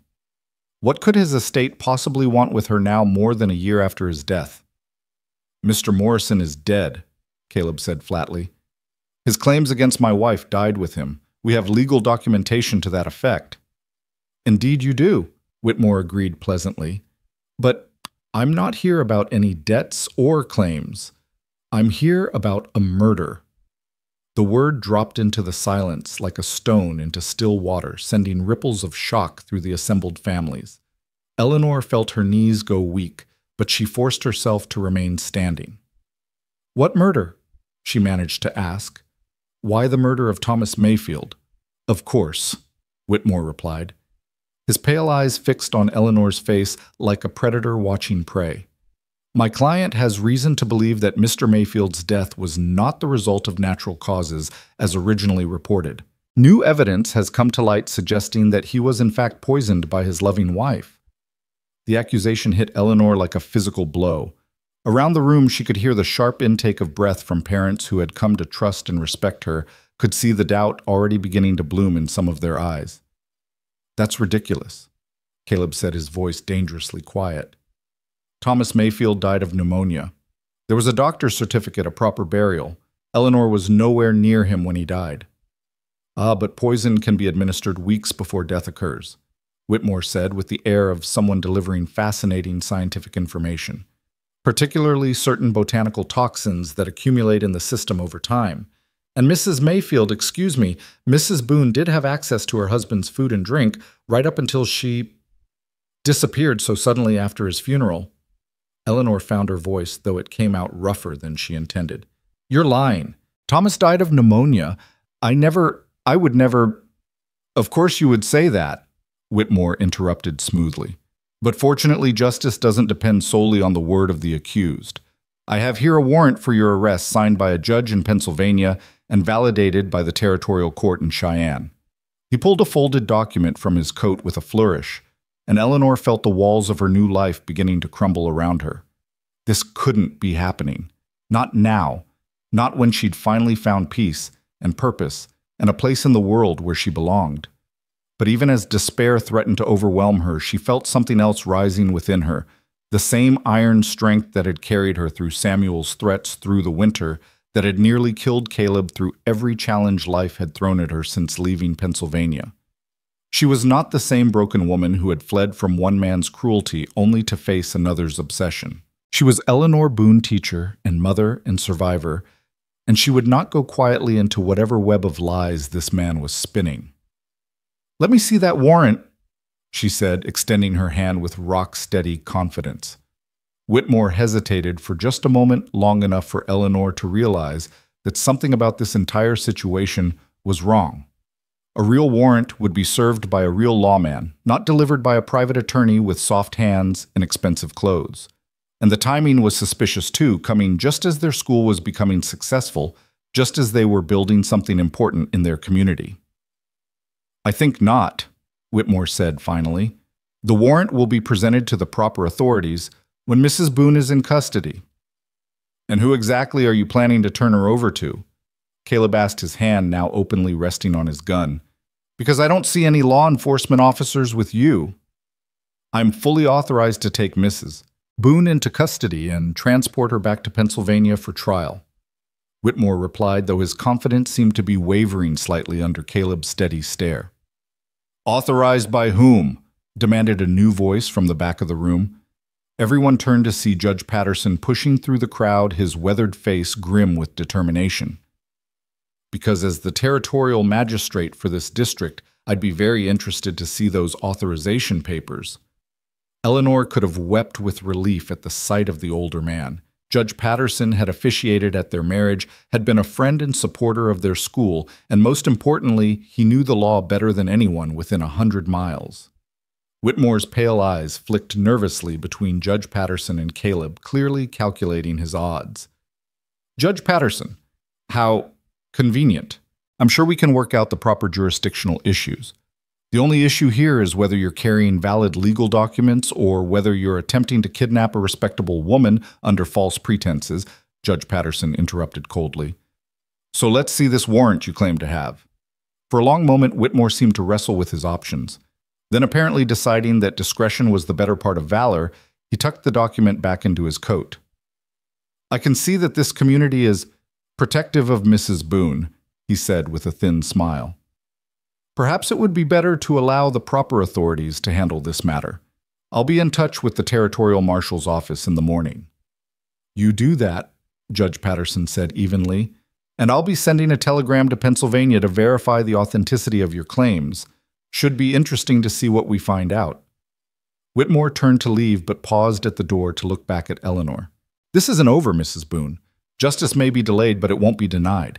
Thomas Mayfield deserves better than to have his murder ignored simply because his killer has found herself a new life." With that parting shot, he disappeared into the night, leaving behind a room full of shaken parents and children. For a moment, nobody spoke. Then Henrik Jensen, the Norwegian rancher who had been one of Eleanor's strongest supporters since the winter crisis, stepped forward. "Mrs. Boone," he said in his heavily accented English, "I knew Thomas Mayfield was sick, man, before you ever left Pennsylvania.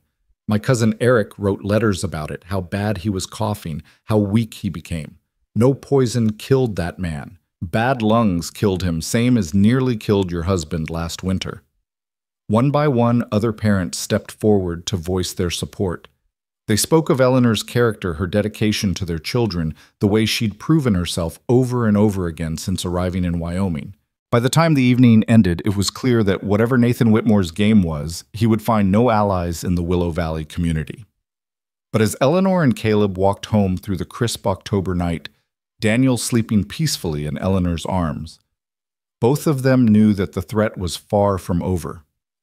Someone, whether it was surviving members of Samuel Morrison's circle or enemies Thomas had made during his lifetime, was determined to destroy the life they'd built together.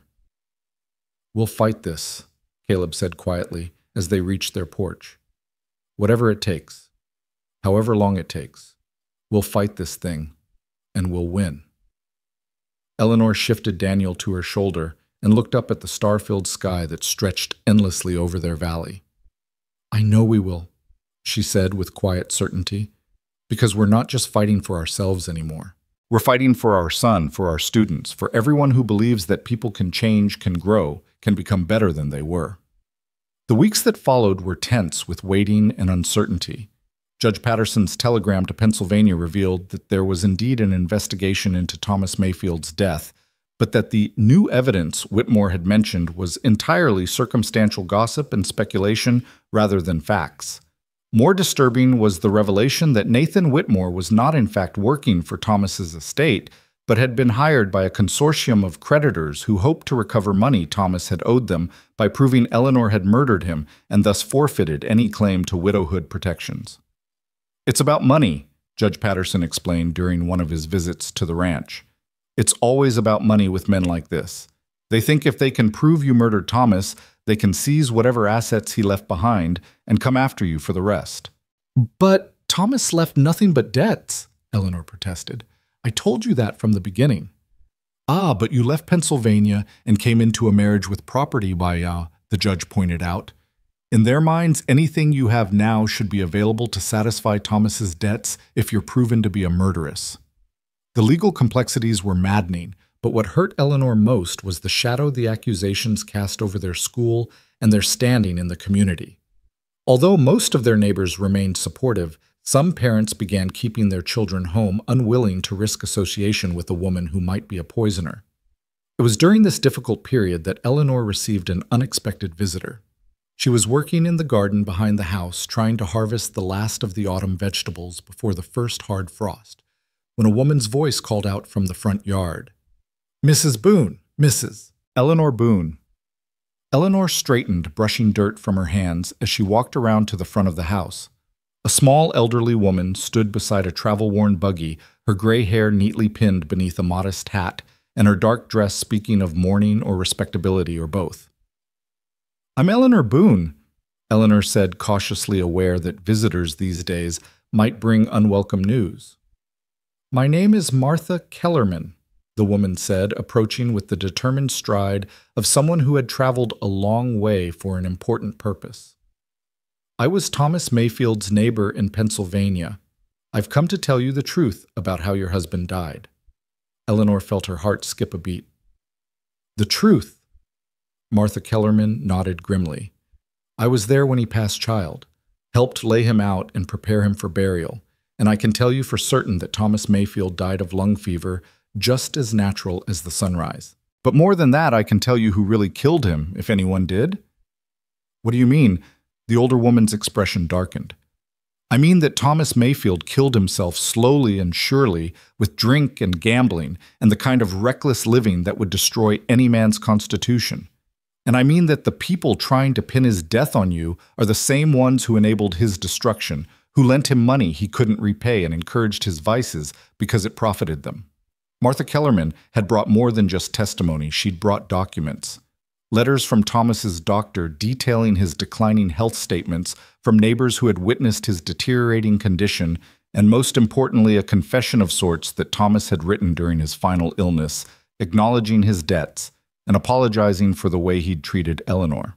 "He knew he was dying," Martha explained as they sat in Eleanor's kitchen, Daniel playing contentedly on the floor between them. "The fever had settled in his lungs, and the doctor told him straight that he didn't have long. That's when he wrote this letter trying to make amends for what he'd done to you. He wanted you to know that he was sorry that he'd never deserved you, and that he hoped you'd find happiness somewhere far away from the mess he'd made." Eleanor read the letter with tears streaming down her face. Not tears of grief for Thomas, but tears of relief at this final proof that she'd been right to leave, right to seek a better life, right to believe that she deserved more than what he'd offered her. "Why didn't you come forward before?" she asked. "When Samuel Morrison was making his claims." "Because I didn't know about those claims until recently," Martha replied. "I've been living with my daughter in California since my husband passed. It wasn't until I came back to settle his affairs that I heard what was being said about you. That's when I knew I had to find you and set the record straight." Martha Kellerman stayed for 3 days, long enough to give a full deposition to Judge Patterson and to meet with Dr. Morrison to provide additional medical details about Thomas's final illness. When she prepared to leave, Eleanor felt as if a weight she'd been carrying for years had finally been lifted from her shoulders. "Thank you," Eleanor said as they stood beside Martha's buggy. "You've given me something I never thought I'd have, the truth." "The truth is what sets us free, child." Martha replied, patting Eleanor's hand with maternal affection. "And you were already free long before I came here. You just needed to know it with your whole heart." Nathan Whitmore made one final attempt to press his case, arriving in Willow Valley with a small army of legal documents and claims of new evidence. But Judge Patterson was ready for him, armed with Martha Kellerman's testimony, Dr. Morrison's medical expertise, and a thorough investigation that had revealed the true nature of Whitmore's clients and their motives. The confrontation took place in the territorial courthouse, with half the valley in attendance to witness the final resolution of the charges against Eleanor. Whitmore presented his case with the smooth confidence of a man accustomed to intimidating frontier communities with big city legal maneuvering, but he quickly discovered that Judge Patterson was no country bumpkin to be impressed by fancy words and dubious documentation. "Mr. Whitmore," the judge said, after listening to an hour of increasingly desperate arguments, "I've reviewed all the evidence presented by both sides, and I find absolutely no basis for the charges against Mrs. Boone. Furthermore, I find your conduct in this matter to be highly questionable and possibly fraudulent. If you persist in this harassment, I'll have you arrested for conspiracy and extortion." Whitmore's pale face flushed red with anger and frustration. "This is a travesty of justice. That woman is a murderess, and she's hiding behind the protection of ignorant frontier sympathizers who don't understand the law." "I understand the law perfectly well," Judge Patterson replied coldly. "Well enough to know that what you're practicing isn't law, it's legalized theft dressed up in fancy language. Now get out of my courtroom before I have you thrown out." As Whitmore gathered his papers and stalked toward the door, Eleanor felt a profound sense of completion settle over her. The past was finally truly finished. Thomas Mayfield could rest in peace. Samuel Morrison's malice had died with him, and the grasping creditors who had tried to use her as a scapegoat for their own greed had been exposed and defeated. "Mrs. Boone," Judge Patterson said as the courtroom began to empty, "the charges against you are dismissed with prejudice. You're free to live your life without looking over your shoulder." Eleanor nodded, too overwhelmed to speak. Beside her, Caleb squeezed her hand, and in his eyes she saw the same profound relief she felt herself. They had weathered yet another storm together and emerged stronger than before. The ride home was quiet, with Daniel sleeping peacefully in Eleanor's arms and the autumn landscape rolling past in shades of gold and crimson. As they crested the hill that overlooked their valley, Eleanor felt a familiar sense of wonder at the beauty of the place they'd chosen to call home. "Do you think it's really over?" she asked Caleb as their house came into view, smoke rising peacefully from the chimney in the still air. "I think it's just beginning," Caleb replied, his voice warm with love and certainty. "The fighting is over, the running is over, the fear is over. Now we get to live." That evening, as they sat before the fire with Daniel crawling between them and the first snow of winter beginning to fall outside the windows, Eleanor reflected on the journey that had brought her to this moment. She had begun as a frightened woman fleeing from one man's cruelty, had faced down another man's obsession, had survived threats and challenges that would have broken a lesser spirit. But more than just surviving, she had thrived. She had found love with a man who saw her as an equal partner rather than a possession. She had given birth to a son who would grow up knowing that he was wanted and cherished. She had built a school that was already making a difference in the lives of frontier children. She had created a life of purpose and meaning in a place where the sky stretched endlessly and hope was as vast as the horizon. "I love you, Eleanor Boone," Caleb said softly, echoing the words he spoke to her every night. "I love you too, Caleb Boone," she replied as she always did, but with the added weight of everything they'd overcome together, everything they'd built together, everything they still had ahead of them. Daniel chose that moment to pull himself up against the edge of the sofa, standing unsteadily on his chubby legs and beaming at his parents with the triumphant expression of someone who had just conquered the world. Eleanor laughed, reaching out to steady him, and in that moment she understood that this was what happiness looked like, not the grand gestures or dramatic declarations of romantic novels, but the simple joy of watching your child take his first steps while the man you love sits beside you and snow falls softly outside your windows. The broken woman who had stepped off a dusty stagecoach 2 years ago was gone, replaced by someone stronger, braver, and infinitely more alive. The shy bride who had trembled at her first sight of the vast Wyoming landscape had become a woman who could face down lawyers and creditors and anyone else who dared threaten the life she'd built. And the cowboy who had thought himself irredeemably stained by violence had discovered that love could indeed wash away the past, that family could provide the redemption he'd never thought to seek, that a future built on hope and choice could be stronger than any foundation of fear or obligation. Outside, the wind sang through the eaves of their house, but it no longer sounded lonely to Eleanor's ears. It sounded like freedom, like possibility, like the voice of a land that had given her everything she'd ever dared to dream and more than she'd ever thought to ask for.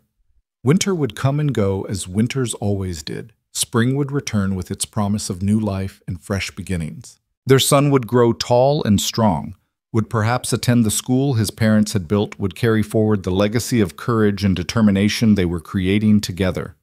And through it all, Eleanor and Caleb would face whatever challenges arose with the unshakable knowledge that they belonged to each other and to this place, that love freely given was the strongest force in the world, and that sometimes the most unlikely partnerships could create the most extraordinary legacies.